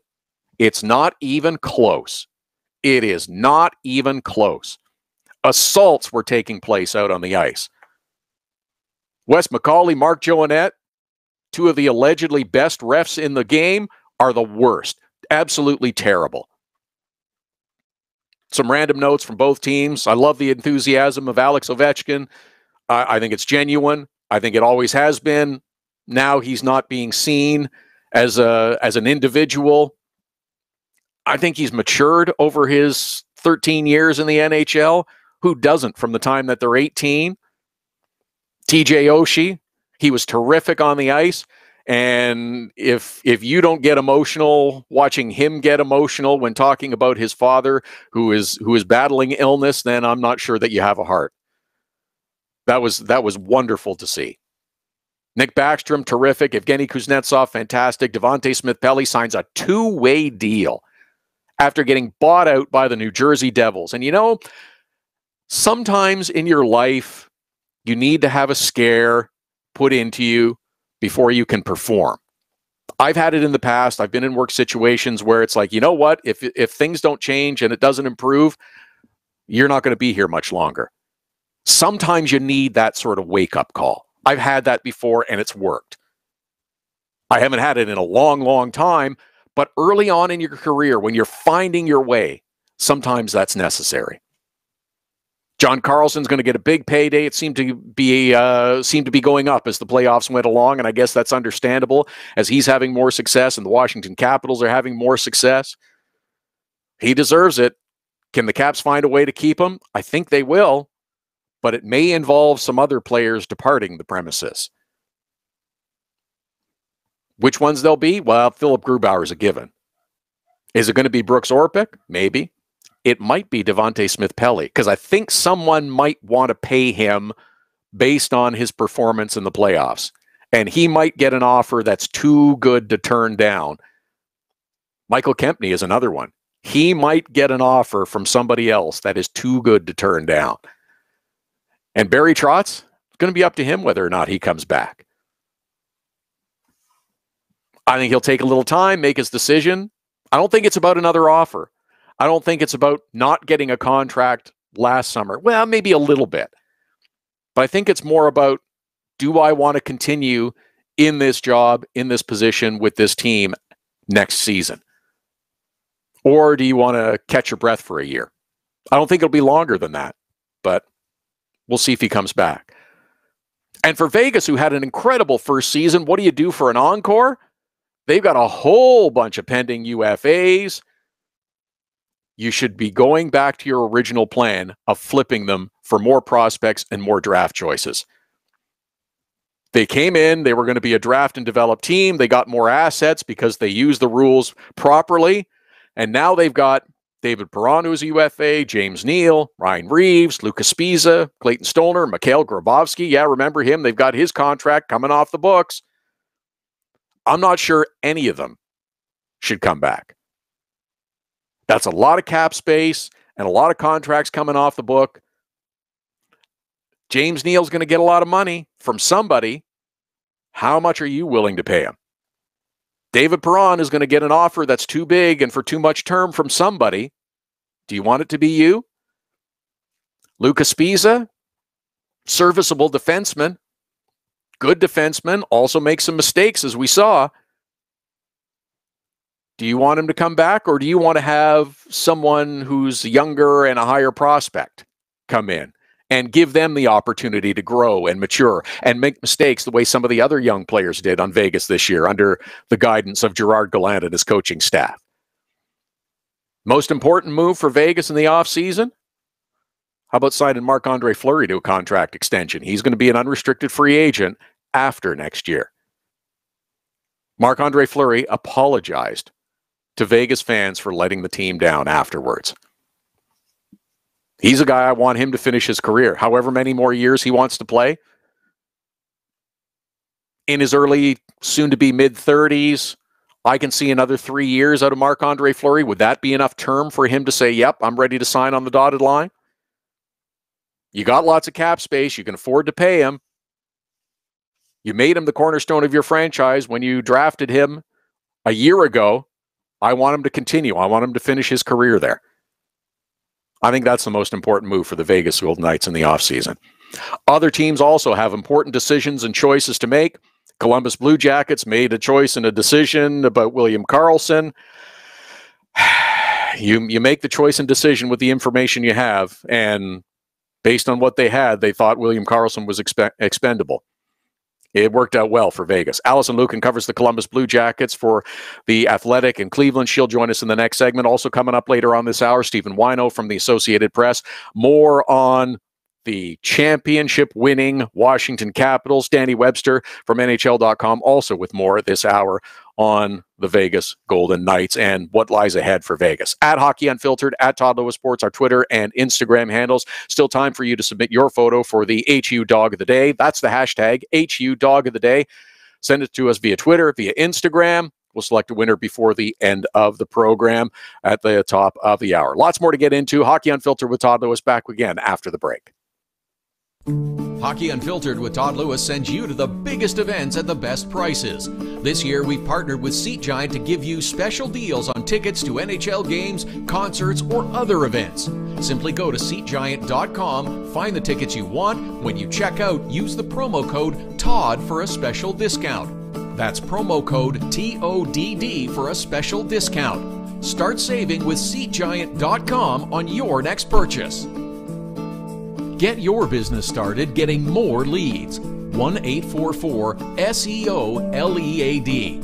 The number to call if you want more online leads for your business is 1-844-SEO-LEAD. Search engine optimization can be the difference between success and failure. It's no coincidence which businesses are listed first in Google searches. Call 1-844-SEO-LEAD. Now it's even easier to nominate your dog as the Hockey Unfiltered Dog of the Day. We do it every Saturday. Send us a photo on Twitter or now on Instagram with the hashtag HU Dog of the Day. We choose a winner every Saturday. That's simple. Now on Instagram or Twitter, send us the photo using the hashtag HU Dog of the Day, and your dog could be the one added to our gallery on the website and Facebook page. It's the Hockey Unfiltered Dog of the Day every Saturday. Cutting-edge design for manufacturing, Nova Product Design. Industrial design, mechanical engineering and design. Nova Product Design provides experienced design for parts and assemblies, manufacturing, assembly, and serviceability. From plastic parts to sheet metal forming, mold and tool design, injection molding, and more. Nova Product Design. Visit novaproductdesign.com to learn more. So you had to get groceries, take your daughter to dance class, and a pipe burst in the kitchen. You missed Hockey Unfiltered with Todd Lewis. No problem. All of our shows are available as a podcast right after the show airs, so you can listen when life gets in the way of hearing us live. Subscribe through iTunes and get alerts as soon as the podcast is available, or go to our website, hockeyunfiltered.com, and listen. Plus, check out the other cool stuff. The Hockey Unfiltered with Todd Lewis podcast. Subscribe now through iTunes.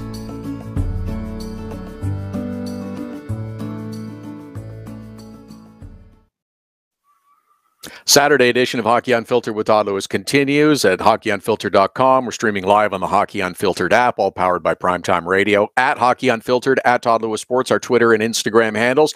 Before the hour is done, Danny Webster from NHL.com will join us. We'll talk Vegas Golden Knights. Stephen Whyno from the Associated Press with us. We'll talk Caps. We'll talk Vegas. We'll talk Stanley Cup Final and whatever else we can get into with Stephen. Happy to welcome back our friend from The Athletic in Cleveland, covering the Columbus Blue Jackets. You can follow her on Twitter at Alison L. Alison Lukan joins us. Alison, is Jarmo Kekalainen sick of hearing about William Karlsson and the Vegas Golden Knights? Is he about done with all of that? Thanks for having me, Todd. I think that anyone who supports the Columbus Blue Jackets is pretty much sick of hearing about William Karlsson. They're all genuinely thrilled for his success, but it's definitely something folks have been tracking reluctantly all season.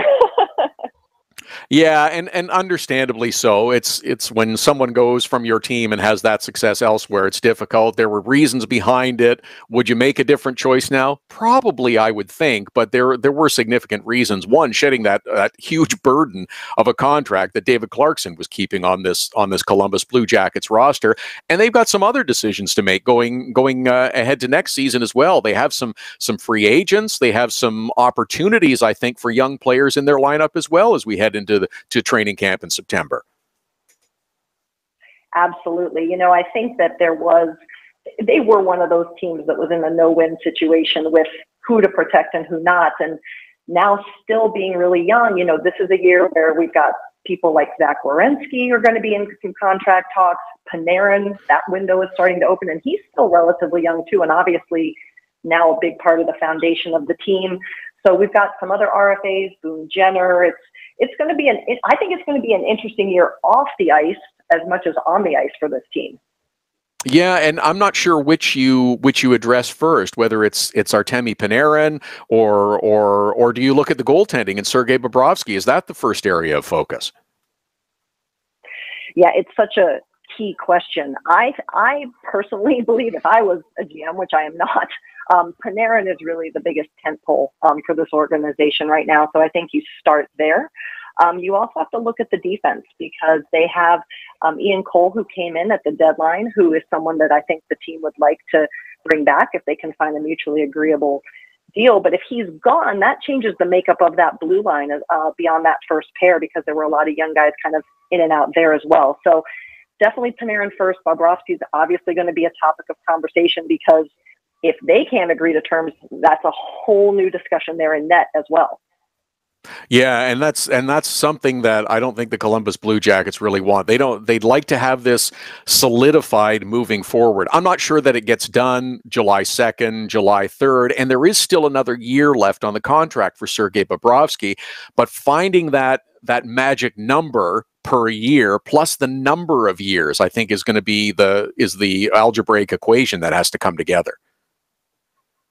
Absolutely. I totally agree with you on timing. I think this is a conversation that's going to go well into next year, if not maybe even after next year, depending on where the team is in the standings in the postseason. But, this is a guy who is one of the top goaltenders in the league, two-time Vezina winner, and he's going to want that deal that secures him for a long time. So, is he a $10 million goaltender? I don't know, but I think that we're going to be talking about those kind of numbers. And as you said, the term is going to be key for him also.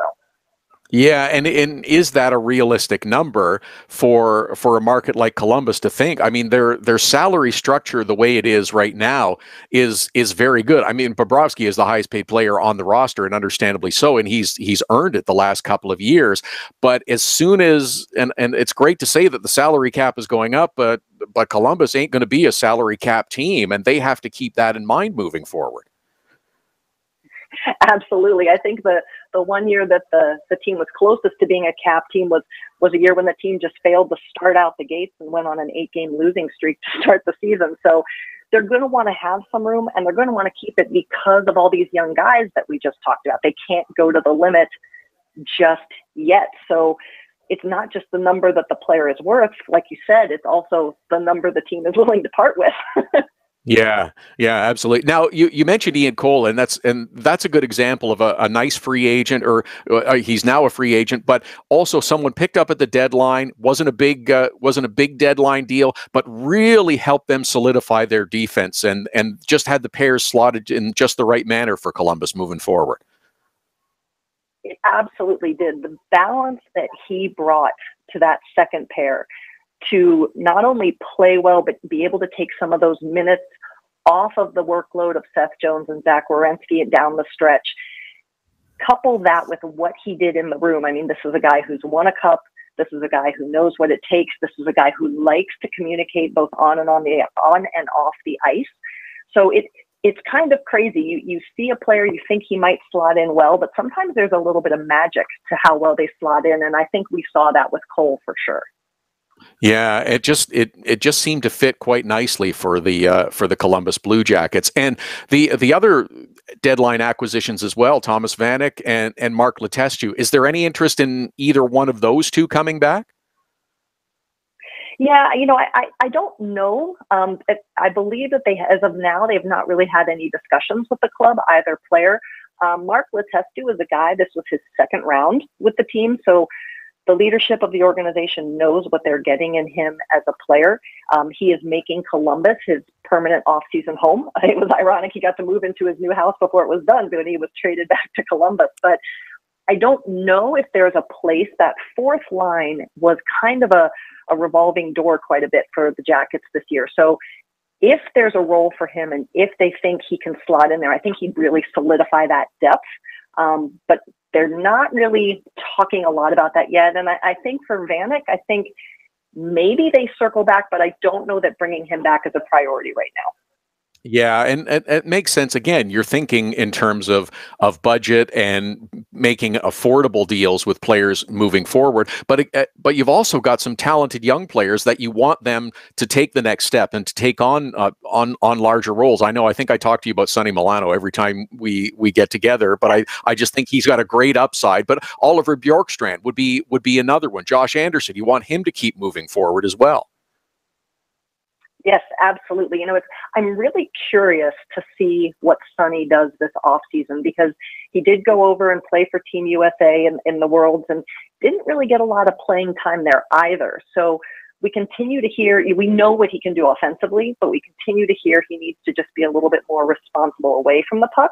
So if he can come back to camp and really show that, remember, this is the guy who made the roster out of camp last year. Can he solidify that spot and round out his play?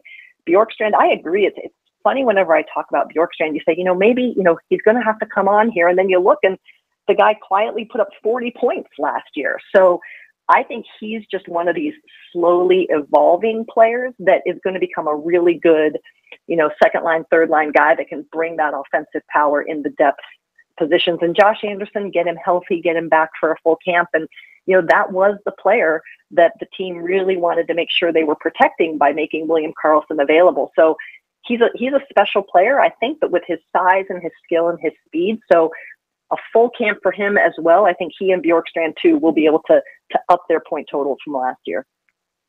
What's the future of Brandon Dubinsky with the Columbus Blue Jackets? 3 more years on his deal, a little under $6 million per. Does he finish that deal in Columbus? Yeah, the player certainly did not have the season that either he or the organization wanted to have. He had that off-season surgery, then had the in-season injury, and just never really found his game as the season went on. The club was optimistic at the end of the season, saying they really believed he could find his game for next year. But I think this next year is going to be a big test for him. He really has to come back and show that he can play, not just offensively, because the points weren't there, but he kind of fell off as well defensively. And, we peppered him perhaps too much with, are you perhaps afraid to be as physical after the injury to the eye? And, I can understand as a person, that might be something in the back of your head, but if he can bring back that defensive side of his game, that's a key thing for him. If he can't find his game again, that's going to be a hard choice. Is this a contract that Columbus looks for another organization to take on? Is this a candidate for discussions of him moving on outside of the organization? I don't know, but it's going to really matter what he does to start off next year. Yeah, it's going to be a busy summer for Jarmo Kekalainen and John Davidson and everybody with the Columbus Blue Jackets. Alison Lukan from The Athletic in Cleveland covering the Blue Jackets. At Alison L is how you follow her on Twitter. She's in our circle of trust. We love her. Thanks again, as always, Alison. We look forward to talking to you soon. Thanks so much, Todd. Have a great summer. Thanks, you too. Alison Lukan with the latest on the Blue Jackets. There's a lot of questions about the Blue Jackets. They're a good team, and their salary structure is decent, but there's questions. Brandon Dubinsky being one is okay. You got Brandon Dubinsky. Do you need Nick Foligno as well? Do you need one or the other? Do you need both? Do you need younger players to step in and take larger roles? Pierre-Luc Dubois seemed to get better and better as the season went on last year. How much better is he going to get next season? Oliver Bjorkstrand, yeah, sure, 40 points is nice, and he's progressed and moved forward at age 23, but you want him to keep growing, and maybe if he finally reaches his peak in another year or two, maybe he can take on a more significant role. Cam Atkinson, pretty good. Artemi Panarin, your goal scorer, your sniper, the guy responsible for so much offense. One more year at $6 million per, and then a decision has to be made, but the big one, too, is going to be Sergei Bobrovsky. That $10 million thought frightens me. That's what Carey Price is getting in Montreal, and I'm pretty sure that the Columbus Blue Jackets don't want to go anywhere near that number, even if it's a short-term deal. That is a huge number for Sergei Bobrovsky. Is Sergei Bobrovsky a Carey Price good kind of goaltender? Well, because of the situation he's in, and he covers up some mistakes sometimes, yeah, Columbus can't go anywhere near that kind of dollars for Sergei Bobrovsky, especially with any sort of term. At Hockey Unfiltered, at Todd Lewis Sports, our Twitter and Instagram handles. Coming up in our next segment, Stephen Whyno from the Associated Press will join us. Talk a little more about the Capitals, their Stanley Cup victory, what it means, the celebrations, and what lies ahead for the Caps. Also, before the top of the hour, Danny Webster from NHL.com with more on the Vegas Golden Knights and an amazing first year in the National Hockey League. At Hockey Unfiltered, at Todd Lewis Sports, our Twitter and Instagram handles. More of the Saturday program when we come back. Hockey Unfiltered with Todd Lewis sends you to the biggest events at the best prices. This year, we've partnered with Seat Giant to give you special deals on tickets to NHL games, concerts, or other events. Simply go to SeatGiant.com, find the tickets you want. When you check out, use the promo code TODD for a special discount. That's promo code TODD for a special discount. Start saving with SeatGiant.com on your next purchase. Get your business started getting more leads. 1-844-SEO-LEAD. The number to call if you want more online leads for your business is 1-844-SEO-LEAD. Search engine optimization can be the difference between success and failure. It's no coincidence which businesses are listed first in Google searches. Call 1-844-SEO-LEAD. Now it's even easier to nominate your dog as the Hockey Unfiltered Dog of the Day. We do it every Saturday. Send us a photo on Twitter or now on Instagram with the hashtag HU Dog of the Day. We choose a winner every Saturday. That's simple. Now on Instagram or Twitter, send us the photo using the hashtag HU Dog of the Day, and your dog could be the one added to our gallery on the website and Facebook page. It's the Hockey Unfiltered Dog of the Day every Saturday. Cutting-edge design for manufacturing. Nova Product Design. Industrial design. Mechanical engineering and design. Nova Product Design provides experienced design for parts and assemblies, manufacturing, assembly, and serviceability.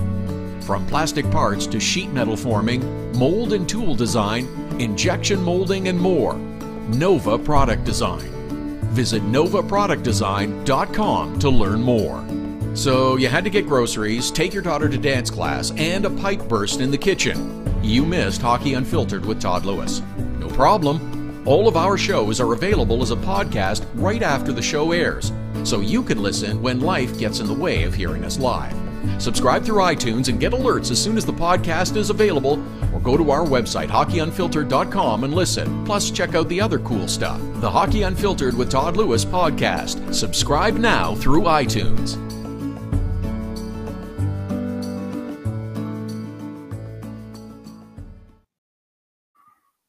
Saturday edition of Hockey Unfiltered with Todd Lewis continues up to the top of the hour. At Hockey Unfiltered, at Todd Lewis Sports, our Twitter and Instagram handles. Danny Webster will join us before we're done from NHL.com. He covers the Vegas Golden Knights.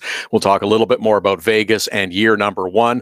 Our friend Stephen Whyno covers the National Hockey League for the Associated Press. Follow him on Twitter at @SWhyno, and Stephen joins us now. And are you covering the celebrations for the next 3, 4, 5 days, however they continue, Stephen? I think this is just it's just going to be euphoria in DC for the Capitals, and the celebration. The parade's got to be absolutely magnificent on Tuesday. Yeah, Todd, it's surreal. And I just came out of speaking with Alex Ovechkin, Nicholas Backstrom, and John Carlson with the Stanley Cup perched right next to them. It was on the mound at Nationals Park a few minutes ago, and Alex Ovechkin with one of the worst first pitches maybe in sports history. But this is wacky. I mean, there's going to be a parade on Constitution Avenue right by Washington Monument on Tuesday. This is going to be already is a fun city. I mean, chants of OV throughout the crowd. This is wild right now. Yeah, and it's such a thing because it was 40 plus years in the making. Washington came into the league. They were absolutely dreadful as an expansion franchise.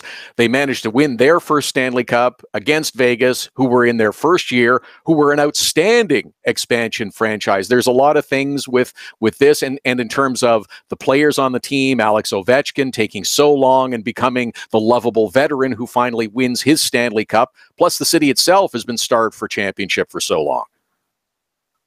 Yeah, it really did feel sweeter, I think, for these guys and for the fans in the city that it took so long to happen. And not that they would have complained if they had won in 2009 or 2010 with those great teams, but after so many losses and everybody counting them out, to do it also against a team that had never been here before, it never went through any of the losses.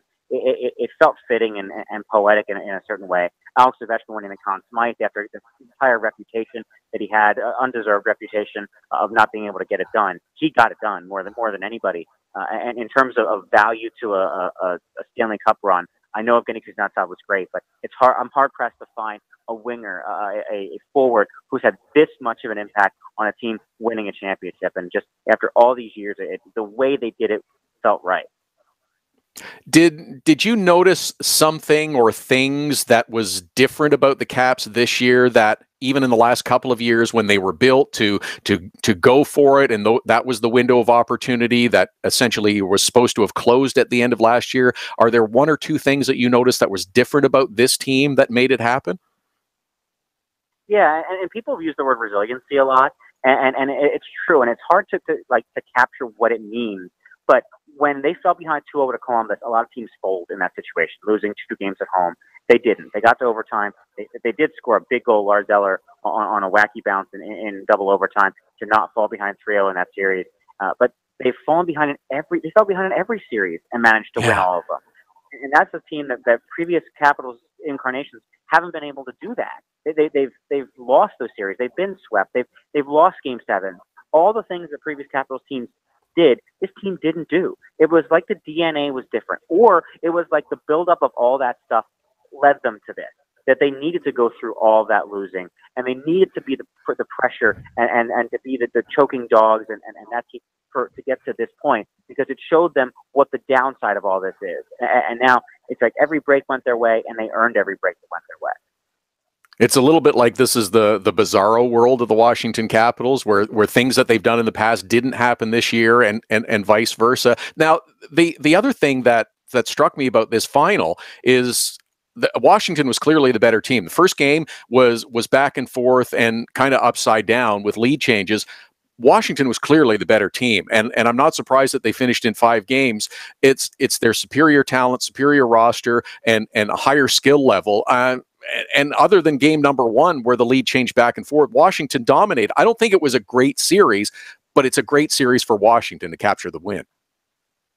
Yeah, they were the better team all along, and I thought it was evenly matched going in. It turned out not to be. They had the better goaltender. They had more talent. They were able to score on the power play. Everything you need to win a series, they were able to do that, and it really wasn't even close. And the other thing that it didn't become an issue because the game closed out and Washington won. But I was wondering if we were going to have one of those bizarre instances when the clock stopped late in the third period. It's the game is going on, but the clock has stopped, and you wonder if Washington was going to somehow get clock blocked about this, but it seemed fitting that this happened in the Capitals' victory. Yeah, clock block's a good line. But even like Devontae Smith-Pelly takes a puck to the face of warm-ups day of Game 4. Michael Kepney steps on a puck. Like, all these weird things kept happening to this team, and yet they got through it. They almost like they were ready for all this stuff to kind of trip them up, and it never did. But Barry Trotz said something interesting the other night. He said as soon as they took the lead, as soon as Lars Eller scored, he knew they were going to win. Like, this is a team that's been able to handle this stuff all year and all playoffs long, and they were so good at locking down. And once they got to that point, they weren't going to lose. Yeah, and I thought that as soon as they scored first, and then they went back and forth a couple of times with Vegas going. And when Vegas went ahead, I thought, well, maybe there's a little bit of life left. Maybe they're going to wind up pushing it back to DC for Game 6. I was never in doubt that the Washington Capitals were going to win the series. And after the celebrations over the next few days and the parade, and we'll get through the draft, but then it's all going to be focused on, so what comes next for the Washington Capitals? Do they sign Barry Trotz? Do they sign John Carlson, Devontae Smith-Pelly, and whoever else comes back? And I know that nobody is quite ready to finish the celebration, but it's going to be here before we know it that those choices and decisions are going to have to be made. Yeah, they're being made right now, and they're in the process of being made. I know John Carlson and his camp are going to speak to Brian McClellan next week. I imagine Barry Trotz is going to sit down with Brian McClellan and with everybody else next week as well. These are big questions now, because as much as you celebrate now, everyone's going to start thinking about next year. You've got the other 30 teams already thinking about what's next, and you've got the New York Islanders with a coaching opening right now. Maybe it's not the perfect fit, but maybe it's enough for Barry Trotz to be able to use his leverage to be able to get a better contract here, or maybe it's a place he winds up going or waiting until early next year to see what kind of jobs might open up. But it's an interesting time for the Capitals right now because so much is up in the air. But I think back to this time last year when we thought they were done. We thought their cup window had closed, and that this was over. And they have so little cap space, they can't afford to bring any guys back, and they wind up being better for it. And almost in some way, I think this team learned that a little bit of change is not a bad thing. The Penguins had a little bit, maybe too much change from their back-to-back champions to this year. Not enough of those kind of pieces or depth they had before. Some guys took steps back. They didn't have the two goaltender setup they had before. But I think the Capitals are okay, knowing Phil Grubauer is probably not going to be back. They might not be able to afford Michael Kepney and Devontae Smith-Pelly, but they're going to have to find the next versions of those guys. But to me, it's John Carlson and Barry Trotz have to be priority 1 and 1A in terms of bringing both those guys back. Yeah, I would agree. And those are the two names that I thought of, too, with Michael Kempney and Devontae Smith-Pelly, because both had really outstanding postseasons. And this is where, at times, players have their reputations skewed a little bit in their favor. They have general managers that think, oh, this is going to solve our problem. It might cost us a little bit more. It's going to solve our problem, but it winds up causing another problem for another team. But I'm with you that you have to embrace a little bit of change, because if you just try to stay the same, all the other teams in the league are trying to get better, and you're going to get past eventually. Yeah, and I think there's something to be said about fresh blood, and even this year specifically for the Capitals, a lot of guys said just having fresh guys who haven't been around the losing before helps. To have a Jacob Vrana and Alex Chason and Christian Juice and Michael Kempney and Devontae Smith-Pelly and all the new guys who hadn't been around the losing before had a benefit to it. And now that this team has won, it changes a little bit. But I think having the mix be a little bit different so that you can really believe, as the Capitals have said, it's a different team. Every year is a different team. It is, because the mix of human beings and chemistry and all that changes over time. And I do think a little bit of freshness helps. I don't think it would help from a coaching standpoint. I do think the Capitals are better off with Barry Trotz than without Barry Trotz. But it might come to that, too. Yeah, Stephen Whyno is our guest, covers the National Hockey League for the Associated Press. @SWhyno is how you follow him on Twitter. And so what does this win do for not the Washington Capitals, but for the National Hockey League as a whole? It was a well-viewed Stanley Cup final with the Washington Capitals and the Vegas Golden Knights. TV ratings were pretty good. How does the league use this, and how does it benefit the league, or does it? I think it could reignite the Crosby Ovechkin thing, in that now it's closer now, right? We can start this debate again. For so long it was, Ovechkin scored 600 goals, and he's won the Rocket Richard and the Hart Trophy, but he's never had the team success. So it was like Sidney Crosby was light years ahead of him. He's not anymore. This was the one missing piece of that, and I think you can kind of reignite that Capitals Penguins. It's not the Red Sox anymore. It's the Red Sox and Yankees after 2004. It's now the Capitals can beat the Penguins. Ovechkin can beat Crosby. Ovechkin is a kind of face of the league again, whereas maybe Crosby and McDavid had passed them for that. And I think there's a benefit in having that kind of star power winning a Stanley Cup and a fresh team winning the Stanley Cup, because if you could talk about parity and competitive balance, or whatever Gary Bettman wants to call it, you do want fresh teams being able to win a championship and not the same 3 or 4 as we've had over the past really 7 or 8 years. Yeah, do you think in a way that it was good that we didn't have Detroit for the second straight year in the postseason? We didn't have Chicago this year, because there's an exhaustion factor that goes into having those same teams trotted out by the NHL for special events and as the focus of coverage in the postseason as well. Well, the league would love Chicago in there, because every time they announce a rating, this is the highest non-Chicago rated game, non-Black playoffs, because the Blackhawks just draw ratings, and that's become an insane hockey town in Chicago after winning the Cup 3 times. But there's no reason that if the Rangers or Flyers, the Bruins, or the Capitals were to do that in the next 3 or 4 years, 5 years, that couldn't happen for the same reasons. You could have ratings skyrocket in other places. But I think there's a benefit to having fresh teams in there, and the NHL almost pumps up how much turnover there is from year to year. Of 16 teams, I think 6 of them were new this year who hadn't been in last year, and that's almost low compared to what we're used to with this league. And it's just so unpredictable year to year that even a team like Chicago, we thought that was going to be a contending team, maybe not even a cup-winning team, but at least a playoff team. And we didn't even get that. And no one thought Vegas would be this good. No one thought the Capitals would be this good. The surprise element of it is, and look, the NBA is its own animal, but the NBA is so different in that you knew the Cavaliers and the Warriors were going to play each other in the NBA final. You knew the Warriors were going to win going in. You had no idea what was going to happen in the Stanley Cup playoffs. And it is dumb in a way, in that a puck off the post or in, a puck off the post and out has so much of an effect on history. But that's what makes hockey fun, is we have no idea what the heck's going to happen next. Yeah, and you're right. That is what makes it fun. Stephen Whyno of the Associated Press covering the NHL, at @SWhyno to follow him on Twitter. Enjoy the parade and celebration, Stephen. Thanks so much for the time, as always. Look forward to talking to you again soon. Thanks, Todd. Talk to you soon. Thanks. Stephen Whyno of the Associated Press. And I just saw the video clip of Ovi throwing out the opening pitch at the Nationals game. Oh my gosh, is it awful. Right over the catcher. I think it went directly to the backstop. It was awful. That was a terrible pitch. To Stephen's point, though, about having teams that get into the postseason that have been out the previous year, it is a good thing. Having new teams and new storylines. Didn't have the New York Rangers this year, didn't have the New York Islanders, but we did have the New Jersey Devils, who finished last in the East last year. Colorado Avalanche basically doubled their point total, made it into the postseason this year. These are good things to see happen as teams turn over.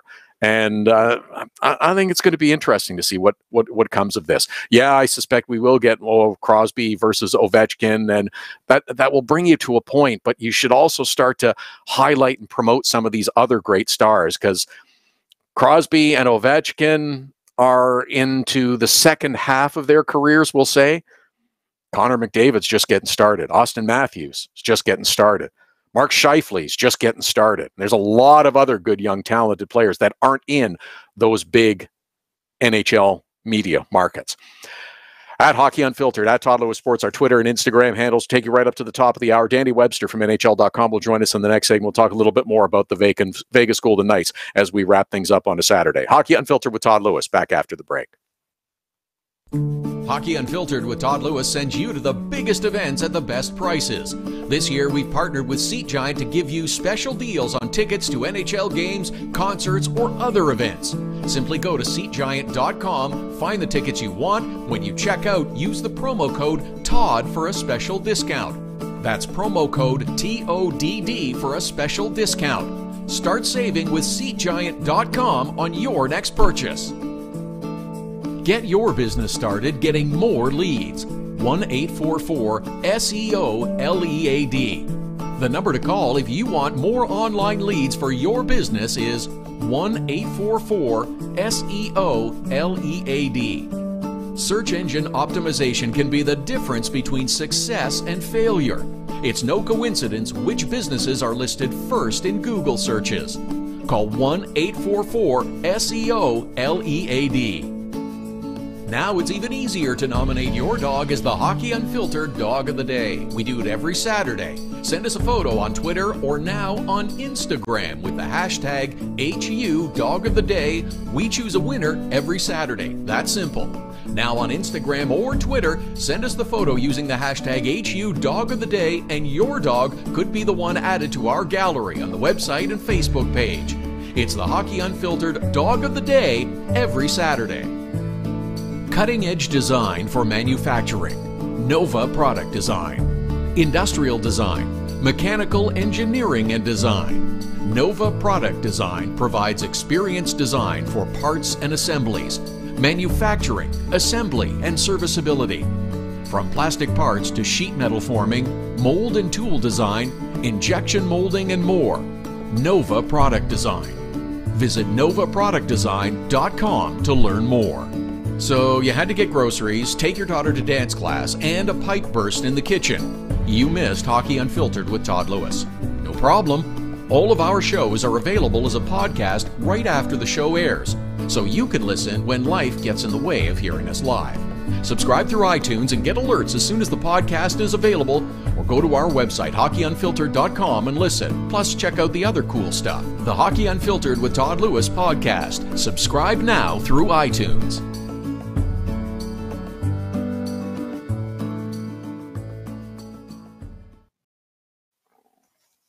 Final segment of the Saturday edition, Hockey Unfiltered with Todd Lewis, live at hockeyunfiltered.com, streaming live on the Hockey Unfiltered app, powered by Primetime Radio. At Hockey Unfiltered, at Todd Lewis Sports, our Twitter and Instagram handles. A little more on the Vegas Golden Knights and a sensational first season in the National Hockey League. Danny Webster covers the Vegas Golden Knights for NHL.com. At Danny Webster 21 is how you follow him on Twitter. And Danny joins us now. Has the hurt started to fade a little bit for the Vegas Golden Knights? I hope so, because they should not torture themselves as much as they were right after the game. Oh yeah, there's definitely a lot of somberness going on here in the city. You know, you got people here that really wanted their cake and eat it too. You know what I mean? It's just the way it goes in professional sports, and you know, this team did a lot for this city. I mean, we've talked about it before, and you know, just what they've done this year, and you know, culminating and getting to the Stanley Cup final. There's definitely a lot of hurt people here today, a couple days after the season ended. But you know what? It still doesn't take away from the great season Vegas had, for sure. No, and I think that after a while, some of the disappointment will fade and evolve into a determination next year. It's like, okay, let's get back and let's get moving in the right direction. The management of the Vegas Golden Knights, I'm sure, is already trying to focus on that, because they got a lot of choices and decisions to make with that roster and with that team moving forward.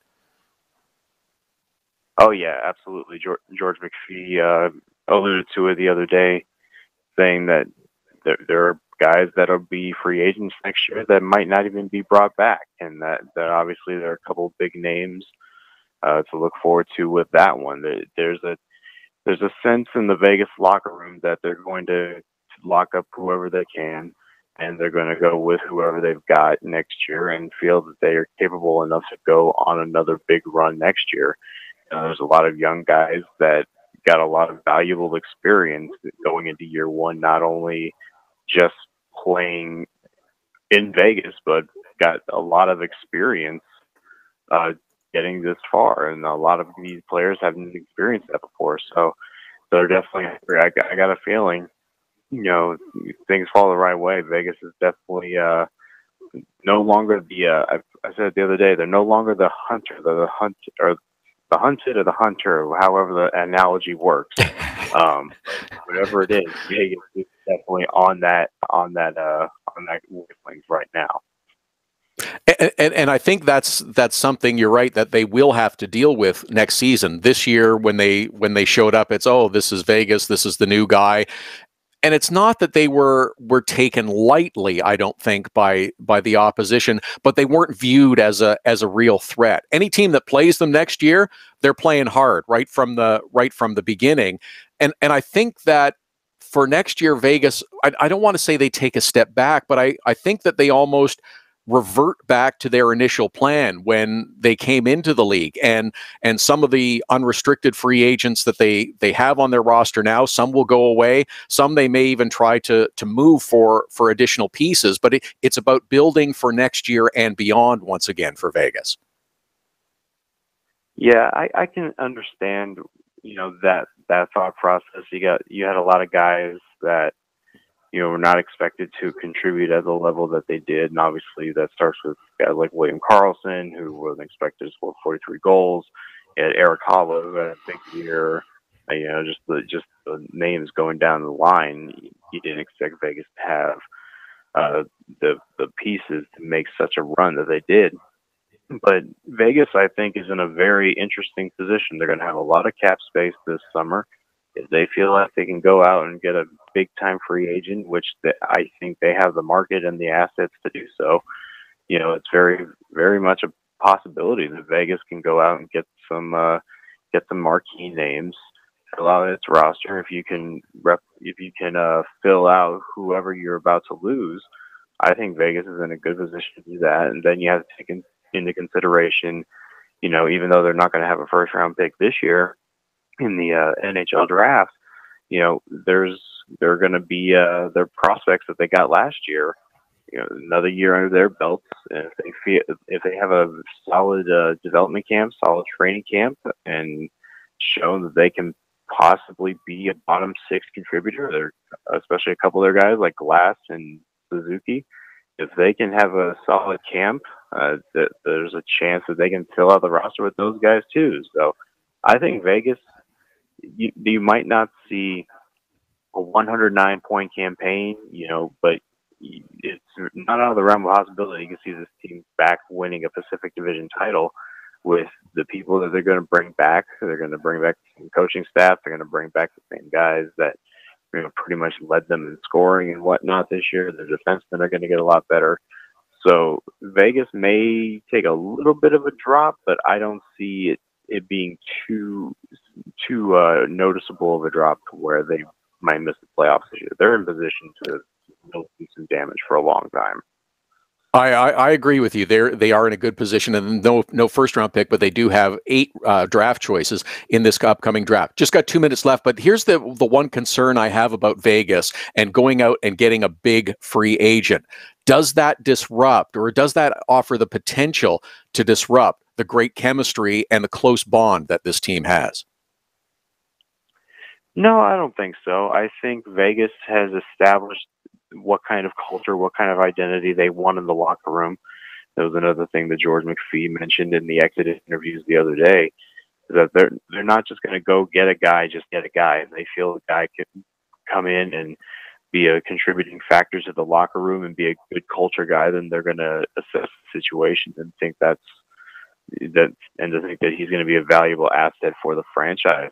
So, I mean, it would take a lot, I think, for Vegas to look at who's ever available in the open market and say, you know what, I don't think he's going to fit well with our locker room. It just doesn't seem plausible at that point. I think whoever they get in free agency, they're going to do their due diligence and they're going to see if they can find a way to put them on that roster for sure. Yeah, and that's something that they sure did going into last season with the type of players that they drafted from other teams and then acquired through trades as well. Danny Webster from NHL.com covering the Vegas Golden Knights at Danny Webster21 is how you follow him on Twitter. Appreciate the time and the visit again, Danny. We'll hopefully talk to you again soon in the future. Absolutely. Thanks for having me, Todd. Terrific season for the Vegas Golden Knights. Yes, they did come short in the Stanley Cup final. Yes, they are going to have a lot of choices and decisions to make. James Neal's an unrestricted free agent. David Perron's an unrestricted free agent. Ryan Reeves is an unrestricted free agent. Lucas Spiza is an unrestricted free agent.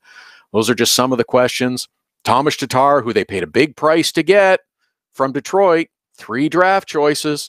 I think he'll slide into the lineup and be able to take on a better role next year. Actually, I kind of see him as a replacement for James Neal, who I'm not sure is going to come back to Vegas just because of the term and because of the dollars he's going to get offered from others.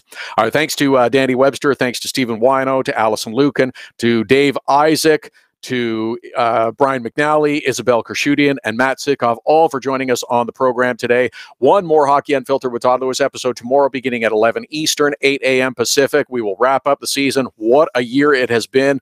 Loaded up with guests again tomorrow. Enjoy a great Saturday. Back with you Sunday morning at 11 Eastern.